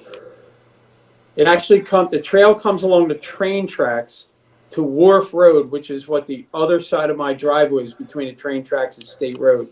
Yep. And then continue north. Okay. The second question I had was with respect to the zoning hearing board. You know, I had an opportunity to review the minutes from that meeting, and there was some conflicting information there that I just was hoping somebody could clarify. Mr. Haas, it looks like under your testimony, you had noted that you've never seen water come over the wall, even 6 inches that's there. But there was a resident that commented that water does come over the wall, and there was some concerns about water movement as early as March. And I was hoping that we could kind of address that inconsistency. What I have seen, I've been on that property 27 years. I used to run Glen Ford Mansion a little further south. When there is literally a full moon and hurricane type season, which obviously is very, very rare, the most that I've ever seen it over the river wall in the Penryn easement is about 6 inches. And that's typically evidenced by a debris field. There might be some branches and whatnot. Yeah, sure. That's the most I've seen it. If someone's seen more, what was the testimony if someone else said it, how far it might have come up? They didn't say, and that's why I wanted to get some clarity, because all I have is the minutes to go off of. So let's say I'm wrong and it's 3 feet or even 6 feet. None of that gets anywhere near the tent's 100 feet back. Okay. It's not even close. Okay. If anything, of course, you know, there's a walking trail along the river wall. If anything, it would hurt the walking trail. That's not my walking trail. That's the county. That's the county, Now, right? We've beautified that. We put in a gate. We put in a gravel path solely in front of River's Edge, and even a split rail fence to prevent people from falling over the wall onto the rocks at low tide. At low tide, by the way, the river's out some, God, it's got to be 40, 50 feet of bare rocks and dirt, 40, 50 feet out. So the worst high tide, and when it comes over the wall, it's like a storm scenario. Never going to impact the tent in any way. Okay. And then all of the comments, I think, from the buffer, it sounds like you're working on the buffer. It needs time to grow in and replace some of those trees and everything. Correct. Okay. Thank you. That addresses my comments for now. Just Thank you. one further thing, just to touch on Councilman Sloan's point. The arborvitae trees that you had mentioned, Mr. Haas, I know there's a chain link fence out there. I think you installed that? The chain link fence was put in by the park years ago. I will say, through neglect, there were probably 3 or 4 spots where the county trees fell on that fence and ruined, smashed sections of it. We repaired those sections that were damaged. Was there any consideration to some type of PVC privacy fence? We've already planted, I think it's probably 75 or more arborvitaes along that whole fence. Now, let me explain. When you're coming down from the Penryn 9 acres and them upper parking lot areas, there's going to, and again, I don't have my map at my fingertips, but let's say 50 to 75 arborvitaes on the easement side, the tent side of the fence, because it's wooded on the park side. As you get down to closer to the river, and let's say the last 100 feet down to the river, and now you can see through the fence to where the parking area is, we flipped over the fence and planted our, I'm going to say 20, 24 arborvitaes on the park side of that fence. So the goal, and I'm again hoping by next year, next full growing season, that the tent, the HVAC units, from us to them, from them to us, are completely blocked and shielded and buffered. Okay. All right. So no consideration of a privacy fence then at that point. I mean. Well, that's the intent of the shrubs, would be to hide the fence. And give it a year, by the way, on the park side, their weeds and everything are going to grow through that fence anyway. Because I'm not permitted to maintain the park side. Yeah, I understand that. For even for safety concerns, people looking in from the park side, you know, it would preclude them from invading the space over there. It would obviously block the view of all the equipment on the one side. Just a point of thought. I appreciate it. Again, I think the arborvitaes are going to solve that rather quickly. Okay. As long as more of them don't get stolen. Well, and again, I'm not obligated by the county to plant those. We did that, out of the kindness of our heart. Again, my greed there, quite frankly, is I don't want to bother the park people. We're the neighbors that walk the park. We wanted, so I called up Bill Mitchell and I said, Bill, I'll gladly plant arborvitaes on the other side. He said, thank you. So he's actually even asked me to trim some of the trees along the riverfront of the park. Because the biggest problem we have is that the fishermen, they can't cast their rods down there in the park because the park they just paved it, by the way. It looks beautiful, but they're not maintaining the trees. So they come over to our Vista easement that I've maintained for 27 years so they can cast their rods. And again, we don't mind that except when there's this girl dressed in white about to get married. So pretty basic, simple stuff. We're really trying to be good neighbors. And to that point, Mr. Haas, if there was additional concern for sound, are you willing to continue to work with those neighbors that are down there in terms of any issues, regardless if it's sound or if it's trespassing or if they're seeing people that are going down? I think it's Hummingbird Lane, whatever. Yes, Herringbone Lane. Herringbone. Yeah. Herringbone. It's a continuation of Station Avenue. Again, the closest neighbors have my cell phone, my daughter's cell phone, who's in the administrative side, and my event manager, who's at every event. So we absolutely would like to work with the neighbors. There's no doubt about it.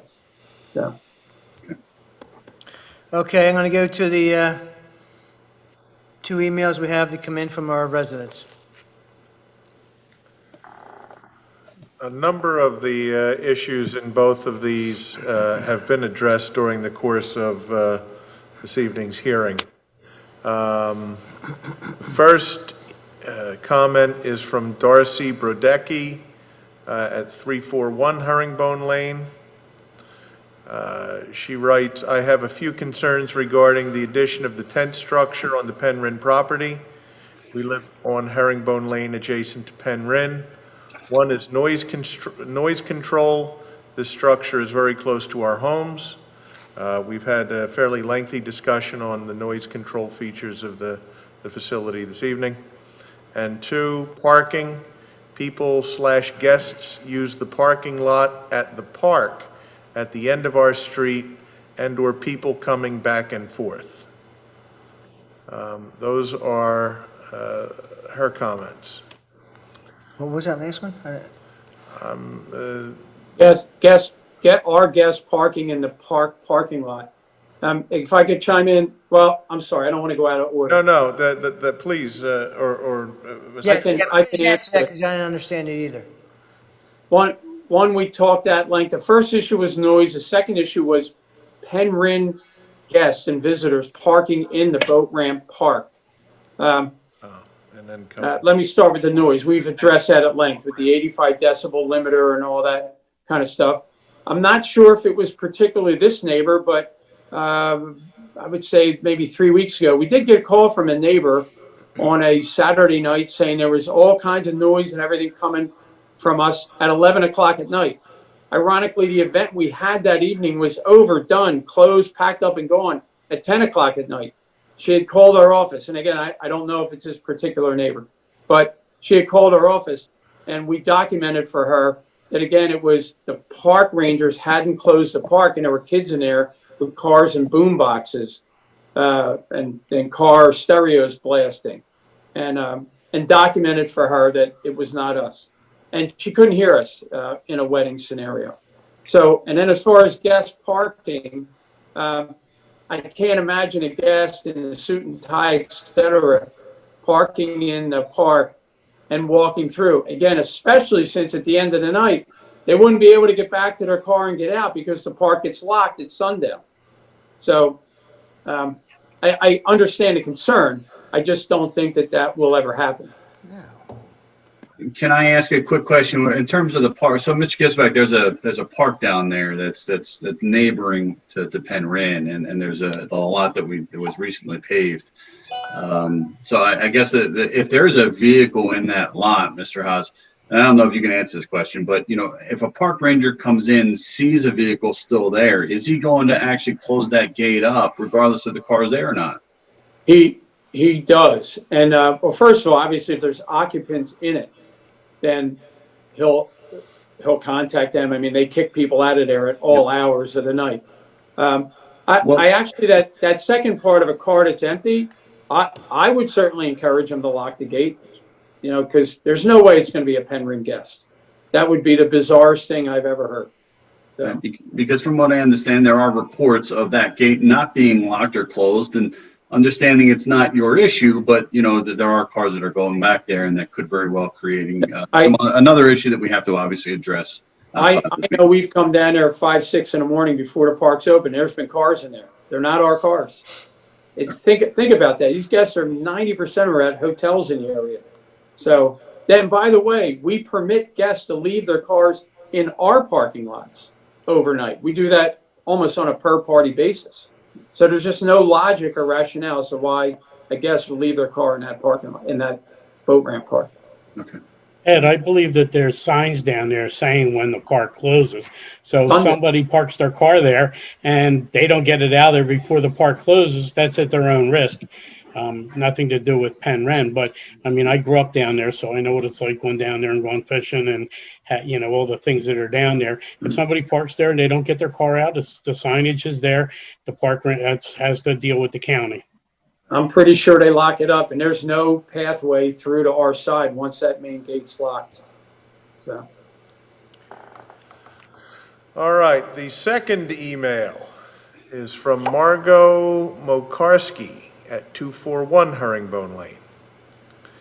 As a neighbor and frequent user of the Bucks County River access area and parklands located at State Road and Station Avenue, I wanted to share my frustration with the proposed minor land development application for River's Edge at Penn Rin Estate.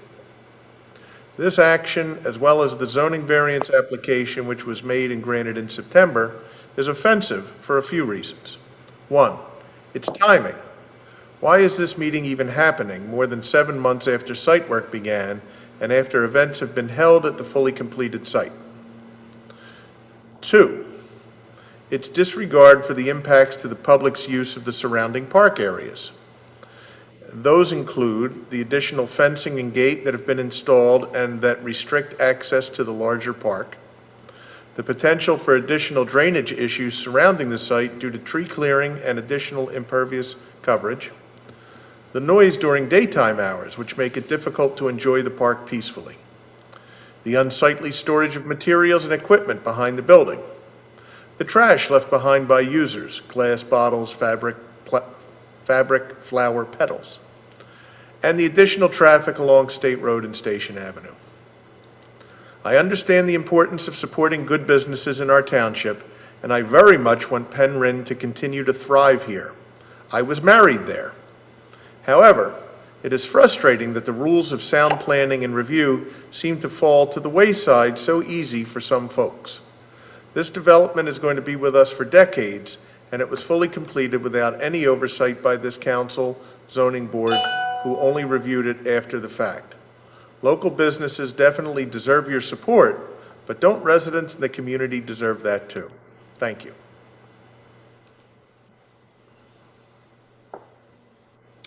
Do you want a response, Mr. Pizzo, or? Yes. Mr. Maloney, yeah, I would like a response from you. Okay, very briefly, the timing, we worked very closely, or at least Mr. Haas worked very closely with the staff to get this off the ground. It wasn't like this tent just popped up. This was very thoroughly engineered, reviewed by your planning folks and by your building inspectors. and your fire marshal. So it wasn't like this was never reviewed. We, as I mentioned earlier, we also presented this to your planning commission at the sketch plan, just to get feedback from the township as early as we possibly could get in front of them. We then went to the zoning hearing board and reviewed it as well. We've responded to several different review letters, including those of Mr. Benner, the township, or I'm sorry, the county planning commission, and your traffic engineer. So it's sort of is beyond the pale to suggest that this was never reviewed and this sort of is being rushed through somehow. I will note that she doesn't actually say that the person doesn't actually say that there have been any of these problems. She just says that she's concerned about the possibility of noise, the possibility of trash and that type of thing, even though none of that has apparently occurred. And it's the tent has been in operation and hosting events for several months now. So I understand the concerns, and they're all reasonable concerns, but history hasn't borne them out.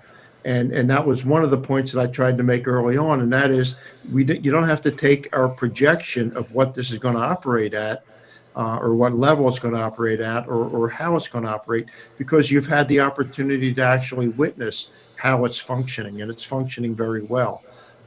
So that would be my general response to the comments.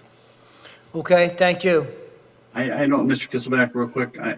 I don't believe that this resident would mention that unless she felt that there was concern about it, and we've already established the fact that and I've been down there. I can tell you myself. Ed, let me interrupt you. You can't speak for what you think a person was saying. You just can't be speculative like that. Okay? Okay, it is okay. All right.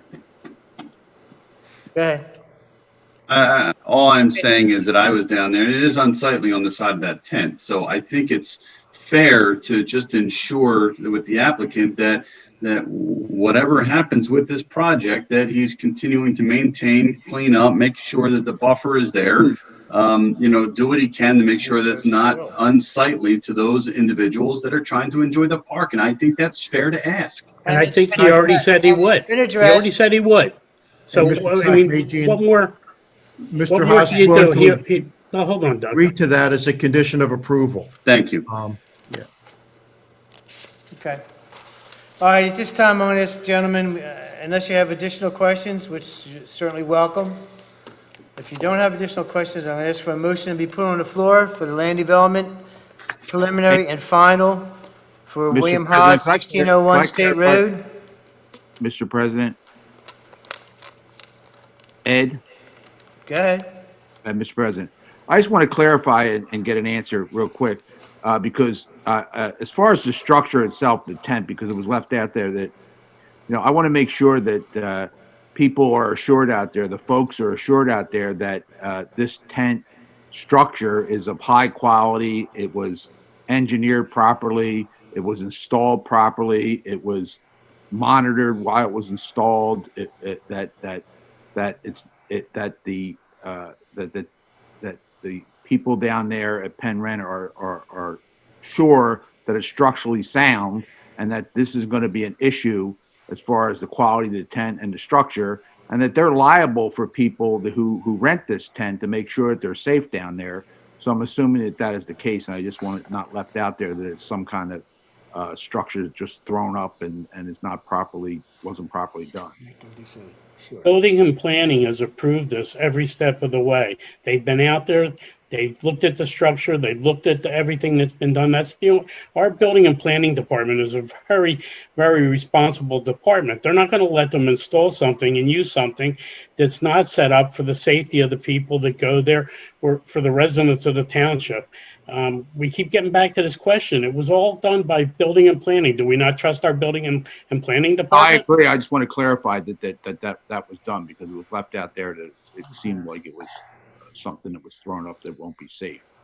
And I just wanted, to know that it's a safe structure, it's a quality structure, and it was installed properly, and that the Penn Rent people down there are very responsible, and they're not going to have somebody be in a wedding structure that's unsafe for their own guest. There's a liability issue there too. It's just not going to happen. Are you asking a question or are you making a statement there? Kind of both, but I'm done now, so thank you. All right, Doug Maloney, I'm going to ask you to answer that in 10 words or less. Obviously, I agree that this has been very thoroughly engineered, very thoroughly inspected. It meets or exceeds all applicable building standards that could possibly be impacted by this structure. So it's safe. It's a really attractive facility, and it's serving the township, and frankly, it's serving Penryn's customers and brides very well. And is And Mr. Waite your engineer, is that correct? yes, All right, sir, would you like to comment, please? Yes, let me, I'm not sure if you can hear me through, We can hear you. Doug Maloney's microphone. Yeah, I believe Russ Benner's asked for a couple of extra items there, just to make sure, that with respect to the floodplain, that the structure is going to be, that the structure was installed safely. And, to whatever extent that Mr. Benner needs additional information, we're going to provide that. Up to now, the comments about the building and planning department and all of the work and the engineering that's gone through up to now to get to where the structure is now, we've got a nice, safe and well-engineered structure out there. Okay, thank you. Thank you. All right, gentlemen, I'm going to ask for a motion to be put on the floor. Your pleasure. Mr. President, I'll make a motion that we approve applicant William Haas, 1601 State Road, restaurant catering and portable tent catering, zoning classification G1, GI General Industrial, tax parcel 2-33-66-7, along with the waivers that were requested, and that we waive the that you have to pay for the trees that are there. The trees of many more trees have been planted to make the neighborhood safe as it stands. Kisselback, I'll second that motion.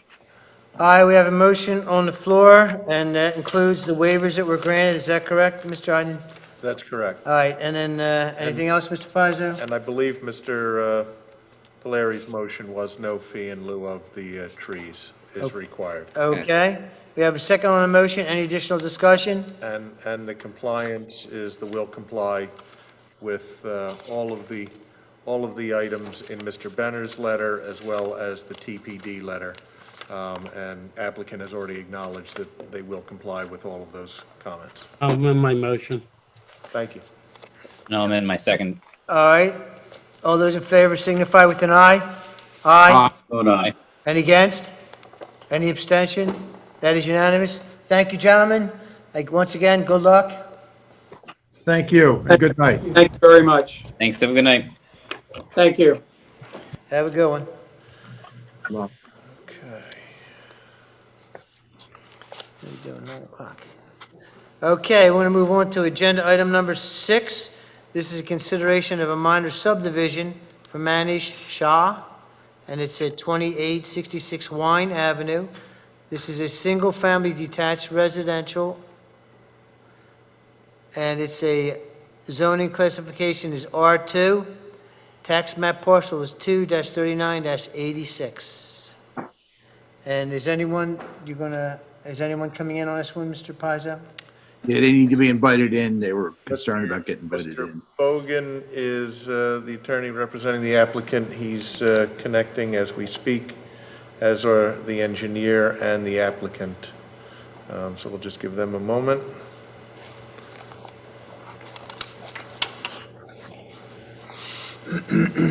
All right, we have one gentleman in there? Two?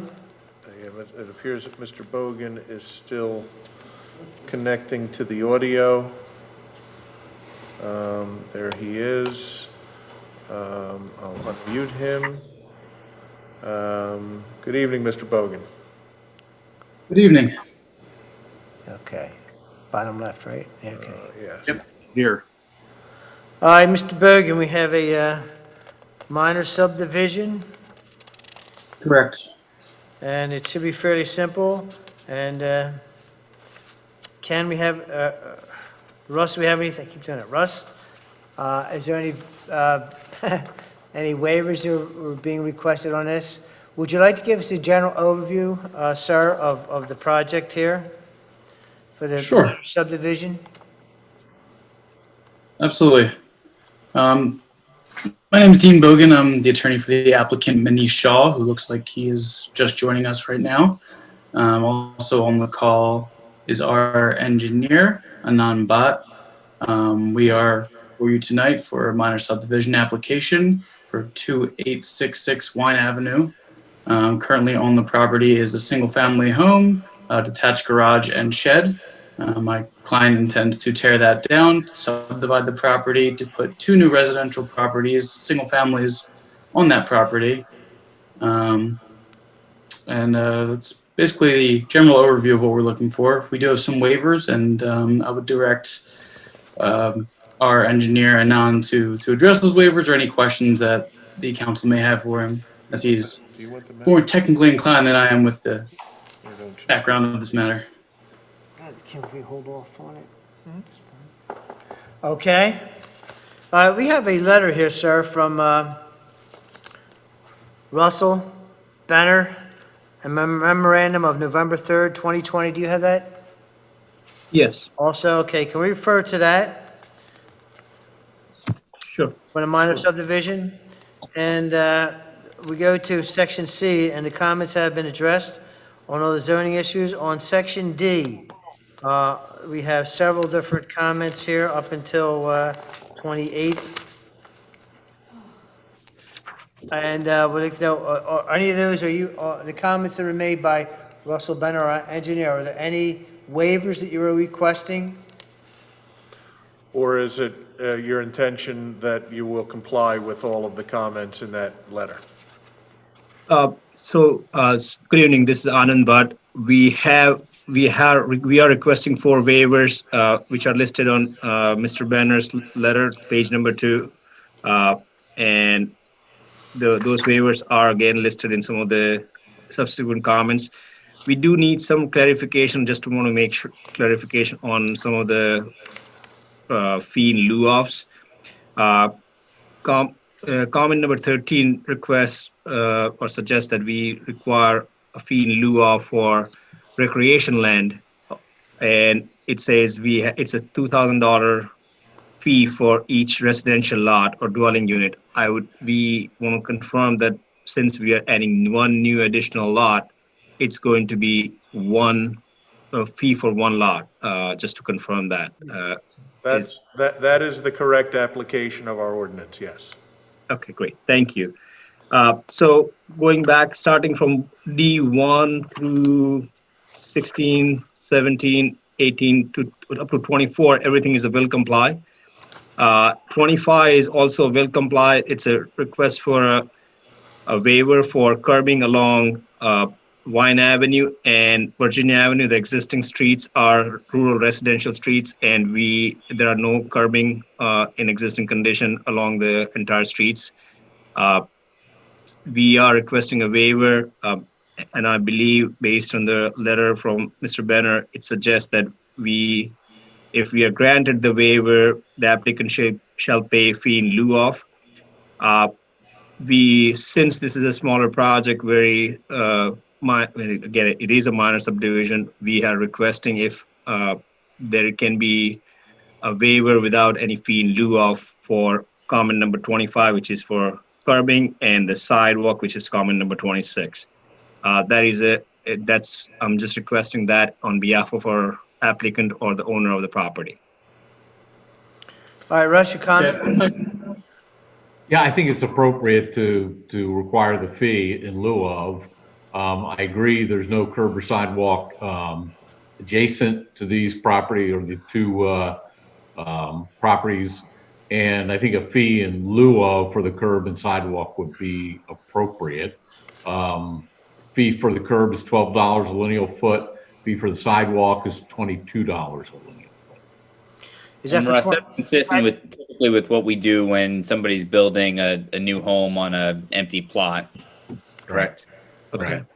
Is that Okay, 26? We 26? just confirm that because of the general feel of that area, all the residential there, there's no sidewalk at all. And then as soon as you move across the street to the more commercial area, that's where the sidewalk starts. So we weren't sure if this was also going to be required in that residential feeling area. So we just wanted to put that in front of the council.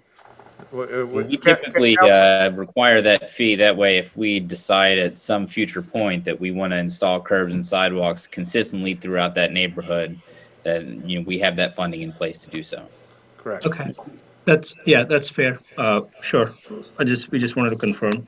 And the rest, sorry. I have a question in reference to that, and this would be for Russ, I guess. Sure. Russ, we normally do charge a lieu and fee for curbs and sidewalks, and it's for front yards, right? So my question would be, it would be for the existing lot also in front of that. And then because is the other lot a corner lot, so the front yard would also go to the side it's street? along the frontage of Wine and I think Virginia. So Correct. requiring it along both of those. Both of the strips, right? Okay, so it's two front. Yep. And are they keeping the existing, they don't want to pay the recreation fee for the other house. Is the other house staying as existing, or is that going to be new construction too? New construction. But both are going to be new construction. Right. Yes. Okay, well then we'd have two recreation fees then, I think. No, one was already existing. No. Yeah. Generally, only if you're replacing an existing, we usually don't require it. It's only if it's a new on a vacant lot is when it's required. They're knocking down a house and building a new house. Yeah. If they're knocking down a house and building a new one, there's no recreation fee required for that because of the existence of the existing house. And Mr. Pizzo, you agree with that, right? Is that correct? Yes, that is Okay. consistent with the way the township has always applied that. I wasn't sure about that, but thank you. And the rest of the comments will comply. We will certainly comply with all the comments which Mr. Benner has made. Then how many waivers are you requesting, if I may ask? 4. I have, what are the numbers on them to make it 4? I have 25 and 26. And what else are the other two? What are the other The other 2 are grading within 3 feet of the property line. We have an existing tree which is within the property line, within the 3 feet of the property line, which we have to remove to build the new house. So that is one request. And the other one is the street trees along the frontage of Vine Avenue, which is listed on. Let me just confirm that. Comment number 17, which says we will need to pay the fee in lieu of for each tree at $300. So it will be $1,500, which applicant has agreed to pay. Okay, so you're willing to pay the $300 for the trees not being planted? Yes, we do not have, unfortunately, we don't have any room to plant without damaging the wires. There are overhead wires, which we are trying to avoid. Fine, okay, we got it. All right, gentlemen, that's it. So 15, 17, 25, and 26 are requests for waivers. All right, gentlemen, do you have any questions at this time? I do. Go ahead, Jesse, you're on. And Russ, this goes to comment D16 in your letter. I've got an issue here, and maybe we can all get some clarity here with the downspout location. My concern is that without this being resolved, I'd be worried about flooding concerns for the neighboring properties. So as development continues, and we've seen this, gentleman, recently along Humeville Road with some new houses that were put up, and during the construction process, there was severe flooding to the neighbors, surrounding that property. I'm concerned about a similar issue here, and I was hoping, Ross, that you can kind of maybe shed some light and help alleviate some concerns. We've asked for additional information. I'm going to tell you, we are always concerned about sump pump and downspout locations to the point where they have to be referenced on the development plan, and we verify them when they come in for their alteration of land development. We're very sensitive to that issue, and we don't want any issues as a result of those two, the downspout and the sump pump discharge, creating problems for neighbors. We don't want that to happen. Right, and that's my biggest concern is what's the feedback from the neighbors with this property, with this development project? Yeah, We heard, I believe last time this was on the agenda, we had a neighbor that submitted a comment about severe concerns with the proximity of the new house to the existing homes in that area. Yeah, I haven't heard anything from any of the neighbors.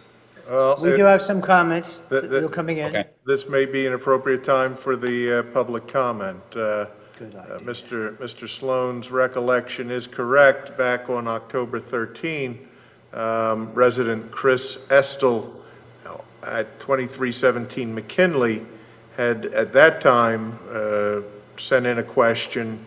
I'm against the building of a new house so close to the dividing property line of my lot. The owner of this property already owns another adjacent property to mine, and that house is 8 feet or so away from the fence, and windows are above it. It shouldn't be allowed to be this close to a property line. Mr. or Miss Estel supplements that comment from October 13 with another email this evening, which says, I had sent an email to be heard on October 13, and I know the discussion was tabled till today due to updated drawings and revisions. I noticed in the revisions requested, one of the many items was that the plans were to include roof drain and sump pump discharge locations. I'm curious where these land because another adjacent property to me that is owned by the applicant to the proposed site discharges its sump pump and roof water in an area that floods my side yard and washes out my flower beds and into my driveway. A house built that close to my existing fence, if it has windows facing southwards towards my property, will certainly impede on any privacy I currently have. To the point that I most likely wouldn't have purchased this home if the proposed house was built before I moved in.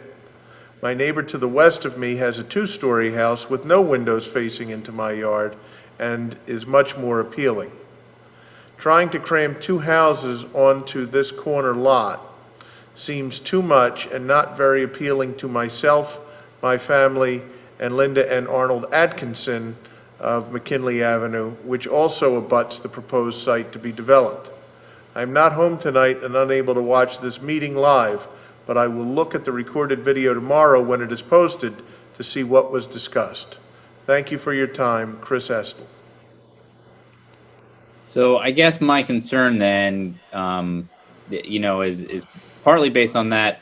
And I have another question. One of the other waivers, which I believe was D15 on the TNM letter, talks about no proposed grading shall be permitted within 3 feet of any site property line. Which property line would that be applicable to? Because if that's within the property line abutting to the Estel property on McKinley, I'd have serious concerns regarding how it affects their property. So this is Anand Bhatt. I understand your point, and I believe I heard that. I was there with another application last month, and I heard the request as well. The request for waiver number for 3 feet from the property line, the tree in question, one of the tree in question is along the adjacent neighbor who has sent the email for these concerns. This tree is an existing tree. There is a fence next to the existing tree.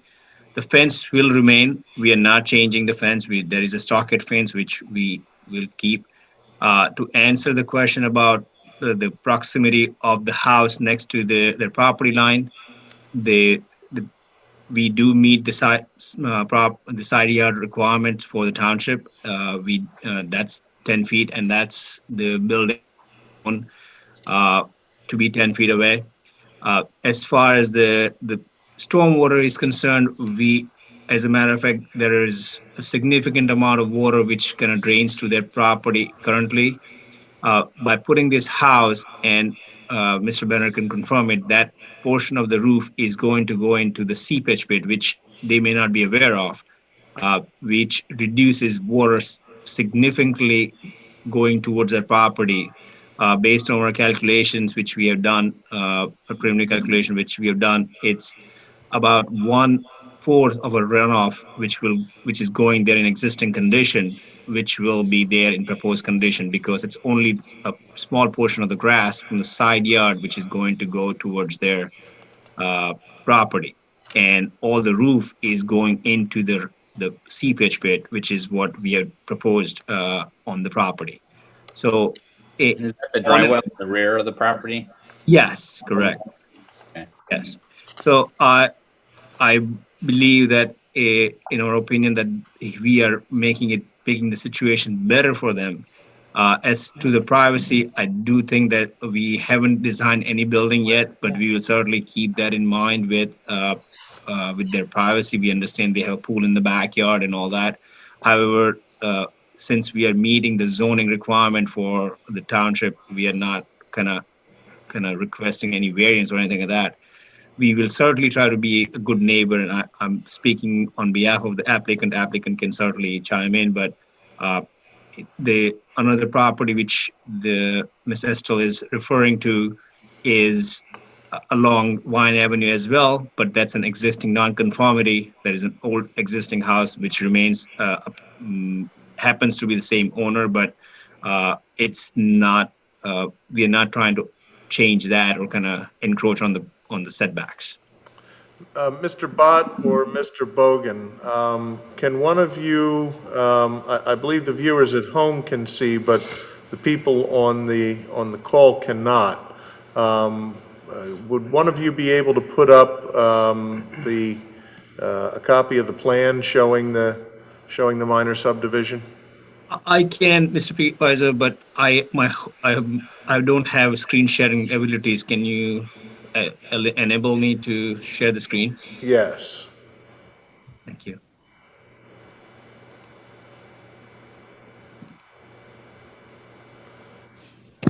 Go ahead, you should be able to now. Okay, great. Let me just. All right. Everybody can see my screen here? Yes. Yes. All right. So this is the record plan.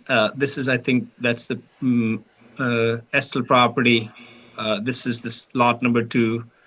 The tree in question is the tree which is shown here next to this fence.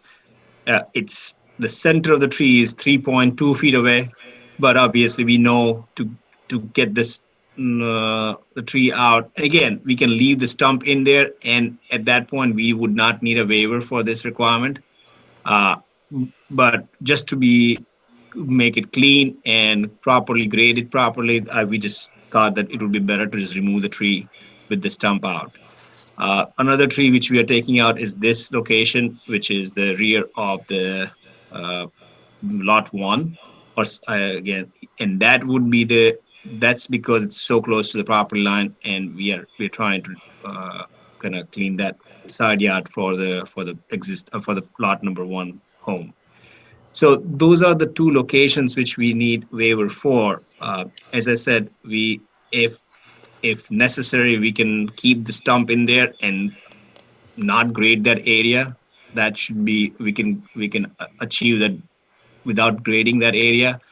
But it makes sense to just remove it and properly grade it so water does not go there and gonna create more of an issue. We have created water.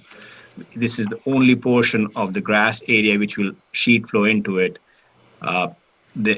In current condition, if I may show a drainage area, which Mr. Benner can confirm, in current condition, this whole big area which drains to this property line, which is the Estelle property line, and in proposed condition, only this green shaded area will sheet flow, and this is all grass area. The other areas were impervious, including driveways and patio areas which are going there.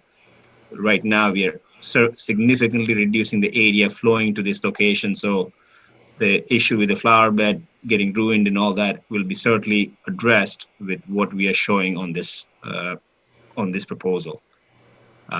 So as I said, we are meeting the setbacks which are set forth in the zoning ordinance. We are not requesting any variances for that. And again, this building is shown as designed to be much larger. It could be a smaller building. We just don't have a building footprint just yet finalized. But as Mr. Banner said, we will be in front of the township for land alteration permit. That's when we will have all the building information, and we will certainly make sure that the downspouts are not directed towards the neighbors. So Mr. Banner may not be aware of it, but I had a quick discussion with Mrs. Wall from Mr. Banner's office this afternoon, and one of the downspout which was requested to be looked at by Mr. Banner's letter is the top left corner of lot 1, and we agreed with Mrs. Wall that we will push this downspout closer towards the road so it does not go towards anybody's property, but kind of flows towards the road. That was the one concern, and we have agreed to kind of comply with that by removing the downspout at the rear location and kind of pitching the roof towards the downspout in the front.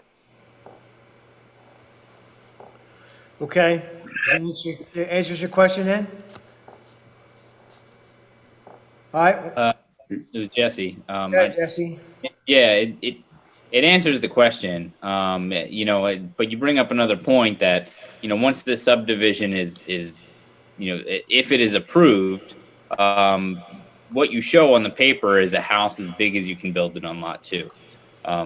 And from my perspective, and it seems to be consistent with the comments provided from the adjacent property, that large of a house seems to just encroach on somebody that's already living there. We're not talking about building a new development here. We're talking about, squeezing in 2 new houses into an existing area that's already developed. I'm concerned that this just doesn't fit, and I would prefer to see something, with a plan of what the house is going to look like. Again, we went through something similar not that long ago on Humeville Road, where we approved the subdivision, we approved lot line changes, and then we were burned later on. I'd be very, very hesitant to move forward with this without more information on what's going to go there and what it's going to look like. And Mr. Sloan, I understand what you're saying, but it would be other way around, right? We would not be going larger, it would be going smaller with the subdivision lines, what we are shown here. So it would certainly get better from what this condition is. And it could be exactly what that condition is, and that's my concern. But I think it prevents you from building exactly what you've shown there. Any variances granted for this, do you know? I agree with Mr. Sloan. I want to see houses because I don't want to see an instant replay of what happened on Unionville Road there. And this looks exactly what happened there. Yeah, one house is smaller, one house is bigger. It's on less than a half-acre lot. I mean, you're shoving a lot of stuff into one area, and I just don't know that fits in the area that's there. I mean, I understand that you want to get the biggest bang for your buck, but it doesn't fit in with the neighborhood and what's already there. And that's the way I feel. I'd want to see everything completed, what we're looking at to put on those lots before I would even want to approve it. We understand your concerns and definitely acknowledge that we don't want to cause any bad blood between the neighbor or have any kind of flooding issues like that. I know our client, the applicant, is on the line here, but I don't believe that we've actually thought of what the building would look like. So that's why we put this general plan in front of you and just tried to conform to regulations. So right. So you're asking us to prove something you haven't even figured out yet. So we approve this and we don't know what's going there. And we just went through this right a couple blocks down from one Unionville Road that are it's just unbelievable for the people to live there. I am not comfortable, as per me, with anything like this without seeing what you're putting there exactly, what's going on, what the stories are. Well, I'm not playing a game of say, yeah, let's approve it, and then come up with something completely different, and it's not good for the neighbors that have lived there most of their lives. Well, maybe To Mr. Polari's point, nothing would prevent you, if this does get approved as a subdivision, nothing prevents, either of these lots from being sold off individually. And while you may have the best of intentions, nothing would prevent you from selling this off and having a different developer come in and build the biggest house that they can fit that really does not conform with the neighborhood. And at that point, it's out of our hands. There's nothing council can do, because then it's just an issue of building permits being issued by the township. That's something that we can't control. What we can control is this subdivision. And so for me, if this were to move forward, I would have to see more detail about what's going to go there first. Okay, I have a question, if I could. I have a question, comment. My concern too is I agree with Mr. Polari and Mr. Sloan on those points. Also, I wanted to ask Russ directly. I'm concerned about Lot 2. It looks like they put the 25-yard front yard. They took a chunk out of Lot 1 to make the 25-foot front yard fit, and then have like a little square. But then the house to the actual property line of Lot 1 looks like it's in the front yard of Lot 1. And I don't know how many feet it is from the front yard line of the backyard line of Lot 1 to the actual house. It looks like it's close to a flag lot, but see, they made this area here in the front to get 25-foot frontage, but that's not really frontage, because the right half of that frontage of Lot 2 really is the front of the side yard of Lot 1. And then it you squared it out, like, so you made this like kind of ridiculous looking lot in order just to get around having frontage. And then it goes around, and then the house is tucked in the back. So I don't really like the shape of that lot. Just to squeeze in, like you said, a house that might be 3,000 square feet. I think you're saying that a little over 3,000 square feet. That's a huge house to stick back there. So I don't think I don't like this lot at all.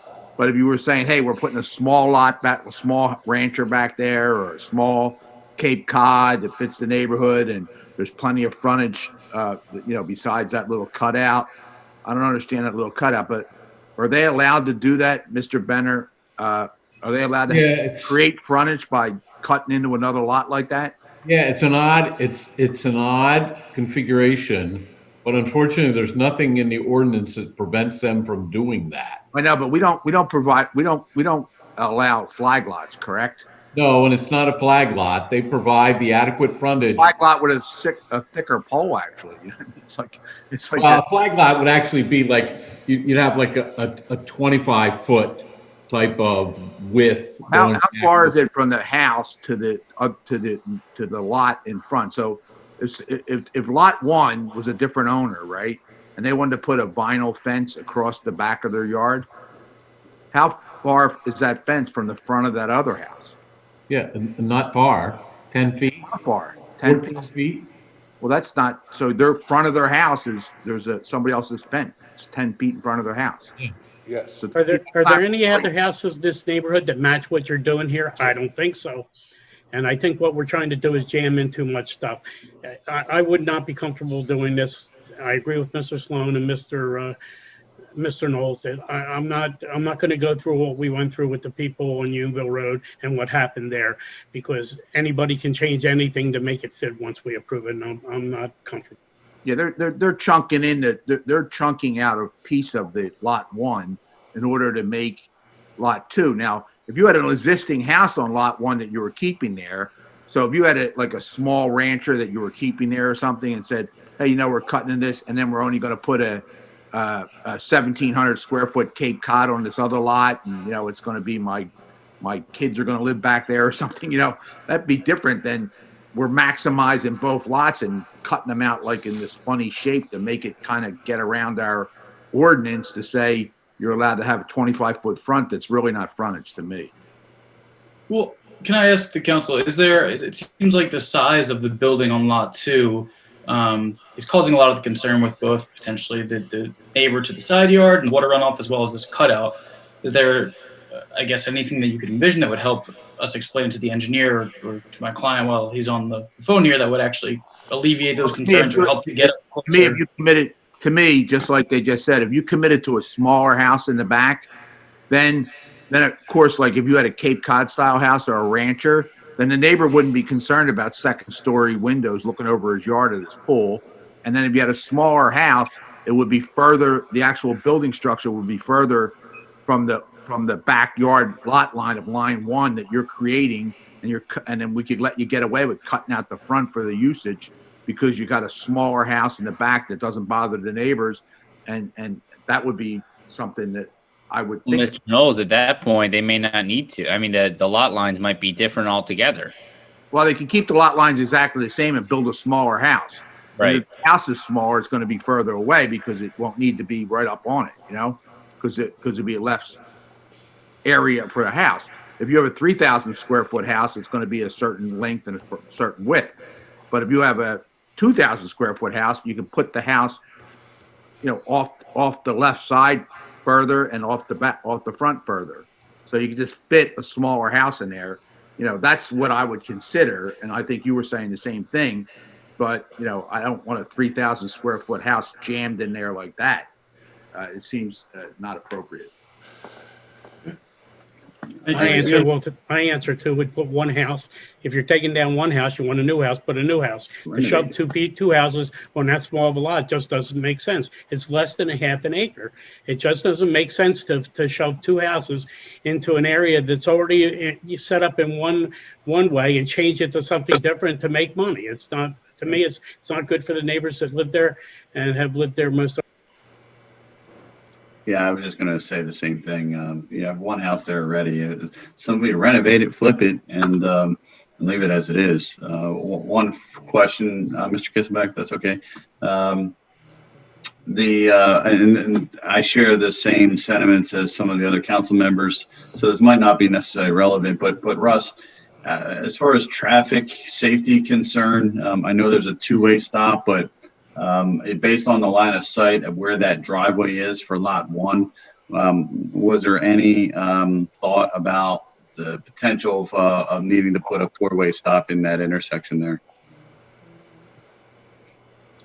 No, we didn't provide a comment, but I'm just looking as you're talking about this. I think there's a TPD review letter in here concerning whether they commented on a 4-way stop, and I don't believe they did, but I know Bill's on the line. No. We didn't comment on having a 4-way stop out there. We did have a comment on the site distance. Correct. To be shown on the plans, and we would just take it from there then. Yeah.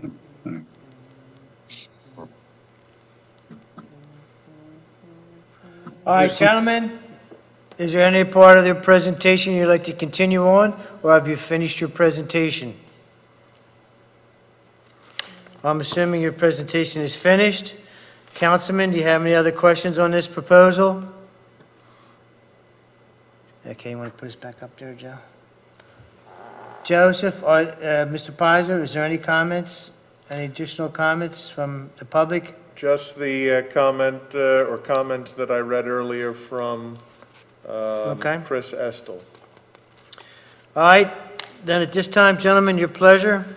I'll make a motion that we deny the minor subdivision as presented at 2866 Wine Avenue, R2 residential, tax number 23986, that we deny it as presented. Second. Second. I have a motion on the floor. Goes to Joe Knowles, second to Joe Polari. Any additional discussion? Not hearing any. All those in favor signify with an eye. Aye. Aye. Against? Any abstention? That is unanimous. All right, gentlemen. Thank you for coming in. Good luck. Hopefully, in the future, we'll see you in a short time with your different proposal. Thank you. Thank you for your time. Thank you. Okay, number 7 was moved to, I don't think we picked out a specific date. It was a request by the owner of the applicant, That's correct. and, yeah, we have no specific date. I will present request to Mr. Council President They've a- Kisselbeck for they've Solicitor asked- Pizzo. They've Okay. asked for the council meeting of December 14. All right, I see it here, okay, thank you, on the bottom. Are they scheduled to go to zoning? Looks like they need some variances on this one. Yes, that's No? correct. They are, okay. All right, gentlemen, your pleasure, we'd like to move this to I date don't- certain of December 14th. Go I ahead. don't know if they are, I'll second. Ed took major. I don't know if they are in fact on the zoning hearing board agenda for December or not. I guess we could do it to December 14th. We and can then- still go December Sure. 14th, and if there's a I change, think they have till this week to get on it if who they made the want. motion? I don't think anybody did. I think Ed Technesian. I made the motion. Larry made the. Larry made the motion, took Mason second. All those in favor signify with an eye.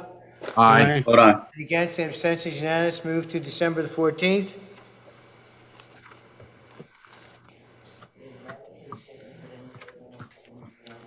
Okay. All right, thank you. Okay, we have several resolutions. Joe, from number 8 to number 11, are these basically very similar to each other? They are. In fact, items 8 and 9, and Bill, you correct me if I say something wrong, resolutions both 8 and 9 involve the intersection of Bristol Pike and Humeville Road, where St. Charles and St. Charles School are located. And these are a variety of improvements that are associated with the St. Catherine Drexel project. These are widenings, restripings, adding of turning lanes, and readjustments of the various traffic signals and the timing system of those signals that are located along Bristol Pike. So as to both items 8 and 9, both are resolutions that would provide for the amendment of the existing traffic signal permits that are in the township's name for those facilities located at that intersection. They have been reviewed by the township traffic engineer, who again is on the Zoom with us if any questions are going to go his way. But they have been reviewed by the township traffic engineer and prepared by him, and the resolutions are in the standard PennDOT form and are in a form acceptable for your consideration and approval this evening, and that would pertain both to agenda item 8 and agenda item 9. All right, gentlemen, are there any questions on these two agenda items? Do we know when the work on the intersection is scheduled to take place? I'm sorry, what's that? Do we know when the work on the intersection of Bristol Pike and Humeville Road is scheduled to start? The developer has not yet, I don't think we're yet at record plan stage. They're still doing engineering based on the approvals that were granted by the township. I know we're not yet to land development agreement phase, so actual construction won't begin by the applicant, at least in the immediate future, but I would imagine sometime in 2021. Okay, thank you. All right, Phil, is there anything you'd like to add to this? Bill. Bill? Who is that? I don't even know who it is. And he's saying no, so. Okay. Where's Newportville Road down there? Excuse me for asking, but I thought Newportville Road was up the other end of the township. On number 9, it says Route 13, Bristol Pike, and Newportville Road. There are a number of 18 traffic signals that extend the length of Humeville Road. They're part of the I forget the technical name, but they all communicate with one another. They're the intelligent traffic signal, and they extend the length of Humeville Road, beginning at Humeville and Bristol Pike, all the way through the township and over the bridge into Humeville, where Bensalem Boulevard, or where Humeville Road intersects with Newportville Road. Thank you for clarifying that. I just didn't think there was a Newportville Road down by St. Charles, so. Some of the Thank you. Newportville lights hang out with the Cornwell's lights, Joe. That's right. It's a long way to go. Gentlemen, any questions on this proposal, on the resolution? And you can approve both by one motion if you wish, Mr. Kissel. I'll make a motion, we approve as presented All right, we on have 8 and 9. motion on I'll the floor. second. This is Ed Tookmajor. All right, and that's for agenda number 8 as well as number 9. Correct. Joe Polari, second by Ed Turkmejian. All those in favor signify with an aye. Aye. Vote aye. Aye. Against? Any Aye. abstention? Unanimous? Sound like unanimous to me. Yes. All right, move on to agenda item number 10 10 we have. and 11 we can deal with together again. Okay, this is on Rock Hill Drive and Horizon Boulevard, Yes. as well as Neshaminy Mall area. Right. Go ahead, Joe. So again, these are resolutions approving the submission of the applications to PennDOT for improvements to the intersections, as well as revisions to the traffic signals and other appurtenant facilities located at Rock Hill Drive and US 1. Agenda item number 10 would be for the new northbound on and off ramps coming from Route 1 onto Rock Hill Drive. And agenda item 11 would be for the new southbound on and off ramps coming from Route 1 to Rock Hill Drive. These are part of the planned improvements to US 1, a number of which are already taking place at other locations along the length of US 1. Sometime in our future, work will begin on the intersection or the interchange at Rock Hill Drive and US 1, and these permit approvals will allow for the changes to those two intersections, as well as the changes to the signalization. They've again been prepared and reviewed by the township traffic engineer, who is available if you have any questions. The ordinance, or rather the resolutions, are in the standard PennDOT form, and they are in a form acceptable for your consideration and approval this evening. Gentlemen, do you have any questions? Not hearing any, I'll accept the motion for agenda item number 10 and 11. I'll make a motion that we approve agenda number 10 and 11 resolutions as presented. Second. All right, we have a motion on the floor. Goes to Mr. Knowles, going to second to Mr. Polari. All those in favor signify with an aye. Aye. Vote aye. Against, abstentions, unanimous. On to agenda item number 12. This is consideration of a escrow release. Russ, you want to take this one? Yeah, this is for the Samarpan Hindu Temple. It's on Mechanicsville Road. This will be their 5th escrow release. The original escrow amount was $1,824,095.92. This request is for $273,200.72, and the balance remaining on this project then is $877,071.92. The escrow release is essentially for survey, storm sewer installation, majority of it is for the parking lot paving and curbing. I don't know, Quentin, do you have anything to update on the site? I haven't heard any issues, problems, working through any of those. Any issues that we should be aware of? We have some, there's made some submissions for some revisions, but we haven't gone into detail with them yet on the sidewalk along Mechanical Road. I think Penn has given them a verbal on the relocation of that, but I think there's also some other sidewalk issues that are being proposed as being changed on the interior. but no plans have been submitted as far as I know. We don't have any issues with this particular escrow release. We're recommending it be approved. Correct. There's plenty of money left to get the other stuff done. So Yeah, yeah, absolutely. okay. Do you know why they're submitting requests for escrow release on work that isn't complete? I mean, you had a couple like here. I understand if it's, partially not all the way, but there's some stuff that you just zeroed out here. From what I recall, when the inspector went out, they were requesting retaining wall money to be released. I didn't perform the actual inspection, or other inspector did. Typically in construction, if you do bring materials on site, there's an allowance that you get as a GC that you can get for staging, which I believe the GC thought he could get from the township, but we don't do that until it's actually installed. Okay. Thank you for clarifying. No problem. All right, gentlemen, we have a request for escrow release.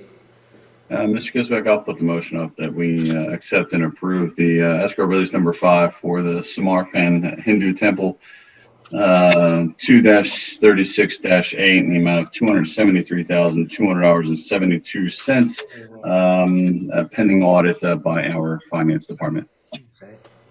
I'll second. And that's subject to the auditor's review, correct? Yep, she said that, yep. Okay.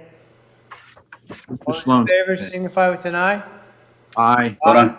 Any against, abstention, unanimous? Okay, gentlemen, we're doing well. 13, Joe, do you have any more public comments? Mr. Pizzo? We have one public comment that we have received. It is from Joseph Connolly, 568 Bristol Pike. 1, when is the dirt pile going to be removed? I received fines for erosion and was found guilty by Bensalem Township. I am currently fighting this matter in Doylestown. Also, 100% of my neighbor's water runoff from parking areas, building gutters, and the dirt pile run directly through my property, causing washout issues. Then I received the fine for erosion. Why is this happening? Why is he, my neighbor, not receiving any fines? And why is this not getting resolved? 2, the parking lot at the smoke shop is extremely dangerous. There have been multiple fights and shouting matches. Customers are trying to back out of a parking spot that is being blocked in by the drive-through lane traffic while pedestrians are walking behind the parked cars. It is extremely dangerous. Someone is going to get seriously hurt or worse. 3, I would like to make the township and council members that when the renovations were being done, the bearing wall was removed and 2 overkill I-beams were installed with a column coming down to the floor with no concrete footing. Did they check to see how thick the concrete floor is? I'm assuming 4 inches, which is nowhere enough to support the whole second floor. That is a deadly combo if there is a snow load on the roof. That column could easily fail with the concrete floor, leading to a building collapse, which could seriously injure someone or be a fatal accident. Please, for the safety of our community, look into this so no one gets hurt or worse. Sincerely, Joseph Connolly. We'll obviously forward that on to Building and Planning as to items 2 and 3. And as to item 1, the township has cited the neighboring property owner for the removal of the dirt pile, and that matter continues to make its way through the legal system. Is there any update on that legal case? I mean, I know things have been continued for a while and it goes forward in spurts, it seems like. I don't know if there's a more recent update from our last one that we can talk about in this venue. Nothing. So I'll just, let me comment on that we have been trying to work on this. It is in court and it's suggested that we don't make any comments. That's what's been suggested to me, but we are working on it. I sincerely promise you that. Okay. Thank you, Mr. Mayor. I also sent some pictures over to Ken Farrell about the problems with the water runoff coming off the property onto Mr. Conley's property, and also pictures of the traffic backing out onto 13, which is really dangerous. And one of the things that was discussed, the possibility of maybe making a stacking area inside, because the way that the drive-through window goes, it goes, you have to come in and go through. There's no stacking area, so traffic ends up out on Uville Road. And Ken said that was something they were going to look into for that also. Just comment, Joe. You mean Bristol Pike? Bristol Pike, right. Yeah, I'm sorry, Bristol Pike, yes. Yeah. And the one day that I was down there, the traffic was out and backed up on there, and people were yelling at each other, and it was it was pretty nasty. So they need to have some kind of stacking area inside so that we don't have accidents out on 13. They block off the sidewalk so people can't safely walk down the sidewalk that's there, and I think that's something that we can work out with them. And he certainly has more land there. He owns all that land next to it, the open land. He owns that property.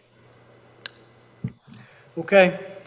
I'm talking about stacking in case they have to do something. I'm sure he has plenty of land. All right, that's the only Thank you, comment. thank you, Mayor. That is the only public comment for this evening. Okay. All right. Moving on to agenda item number 14, we have other business from personnel. Mr. Mayor, I'll let you go first if you'd be kind enough. You talking to me? Yes, sir. Are you closing out, or do you want other comments? They might have new business to comment on. My only comment would be, and I'll do it now, is certainly Veterans Day is Wednesday, and I know we have two veterans on the board, certainly you, Ed, and certainly Jesse. So we're well represented here in Bensalem by our veterans, and hopefully we all go out and remember our veterans, and certainly the men and women who are fighting today for us. You know, I always said we had long lines at voting and everything, and as I walk up and down those lines, I said, those men and women that fought for us gave us the right to stand in those lines to make our vote. So we owe everything to our veterans. Thank you. Okay, thank you, Mr. Mayor. And we'll go across the board. Mr. Knowles, you're up on top there. Yes, Mr. Kissback, how are you? I'm fine. How you doing? Good. President Kissback, sorry. Now, I would like to add, Veterans Day is coming up. I'll have to get my flag out. Thanks for reminding me, Mayor. I appreciate that. I installed a new pole, but I got a new flag for it. I'm going to put up on there. So we need to honor our veterans. I saw the mayor's show about our veteran housing apartment that was approved. And if there's any veterans that want to contact the mayor's office in reference to the veterans apartments that are on Mechanicsville and Street Road behind the Giant, they should do so hastily. We truly need to honor all our veterans. And, we hopefully we'll have a united front here coming soon. And people will stand up for our country and continue to support our troops. That's all. Thank you. Thank you. Okay, we'll go to our next councilman, Mr. Tokmajian. Okay, thanks, Mr. Kishbeck. The mayor mentioned lines at the polls. So it was really nice to see so many people using their right to vote. We had a significant turnout in Bensalem and across the country, and I think much thanks is really needed to all those poll workers that day. They did a tremendous job. We saw a very tumultuous election over these last couple of months, and we saw a lot of division, messages of hate across the nation, and hopefully we see all the elected officials, regardless of what side you are on, making efforts towards unifying the country and always remembering they represent everyone and picking up the pieces and getting back to work. Secondly, I also like to mention, reiterate Mr. Knowles, Councilman Knowles, Councilman Sloan. I also wanted to thank our veterans coming up here on Wednesday, and thank you so much for your service to all of our veterans in Bensalem, and as well the two members that serve on the board. That's all I have. Thank you very much. Thank you. Mr. Sloan? Just to kind of echo Mr. Tokmajian's statements, I'm hoping that especially here in Bensalem, we can all move forward together now that that election is over. We are one community here in Bensalem, and I know for myself, I take that to heart that we really do try to make this township better for everyone here. You know, Wednesday is Veterans Day. What Mr. Knowles mentioned about the Veterans Housing Project, I had the opportunity actually just a few days ago to speak with Skip Bates, who's the chair of our Veterans Advisory Board, and he informed me that they're having trouble filling those last few empty slots. I think that there are 40 apartments in this facility. Last I spoke to him, that there were 13 that were still open. So any veterans that are watching, or if you know somebody that is a veteran that is 62 years or older, you know, have them look into it. There's information on our township website where they can get some of the application requirements and all of that. I believe it's based on age and income. Move-in date is December 1st, and we really, really would love to have that facility filled with Bensalem veterans if possible. You know, in addition, thank a veteran. Mr. Kisselback, thank you for your service. We would not be here where we are today. You know, our country was forged on the sacrifices of those who served before us. So thank you to all who served. Okay, thank you. Councilman Polari? Jesse and Ed, thank you again for your service. We do have a Veterans Advisory Board here in the township. Skip Bates now has a space where he can meet with veterans that might have some issues or need some help. On our website, there's a phone number to get hold of the veterans, I believe, the Veterans Advisory Board. So any township veteran that is in need of information, please use the line and get in touch with Skip and allow him to help you in any way we can to make sure our veterans have the things that they need in our township. And thank you all for your service. Okay, thank you. Mr. Pizzo? I will just merely echo the comments from everyone else. Gentlemen on this board who are veterans, thank you both for your service. To all of our veterans out there, thank you. Thank you very much for all that you've done for our community and for our nation. And happy Veterans Day, everyone. Okay, thank you. And I'm going to finalize by agreeing with all the comments that were made. I have two sons. One son served as a United States Marine as well as Air National Guard. And my other son is serving currently in the United States Army. I was a Navy guy, the same as Councilman Sloan, so thank you, Mr. I didn't rank, I wasn't an officer, but I was in the Navy. But anyway, it's all good stuff. It's all good stuff. And regarding Mr. Bates, I had also spoken to him, and I was shocked when he told me that there were still openings for veterans, and the whole purpose of that was to create this apartment, and everybody knows who's serving on this council that we worked on that for months and months and years, actually trying to get that together. And what a shame if we can't fill that, especially with Bensalem veterans. I know they're out there.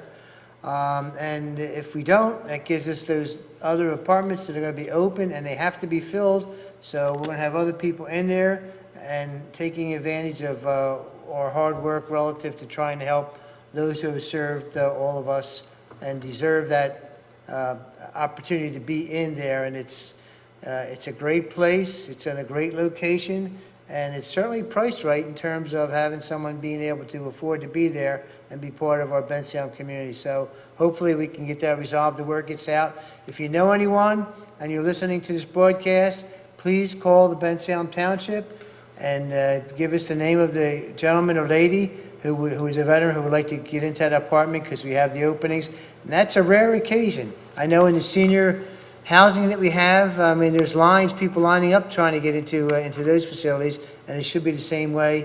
Hopefully we can accommodate our veterans in that particular project. So God bless you. Happy Veterans Day. Put your flags out, and God bless America. Thank you very much. And the meeting is... Make a motion, we adjourn. Thank you. Thank you very much. Meeting's adjourned, gentlemen.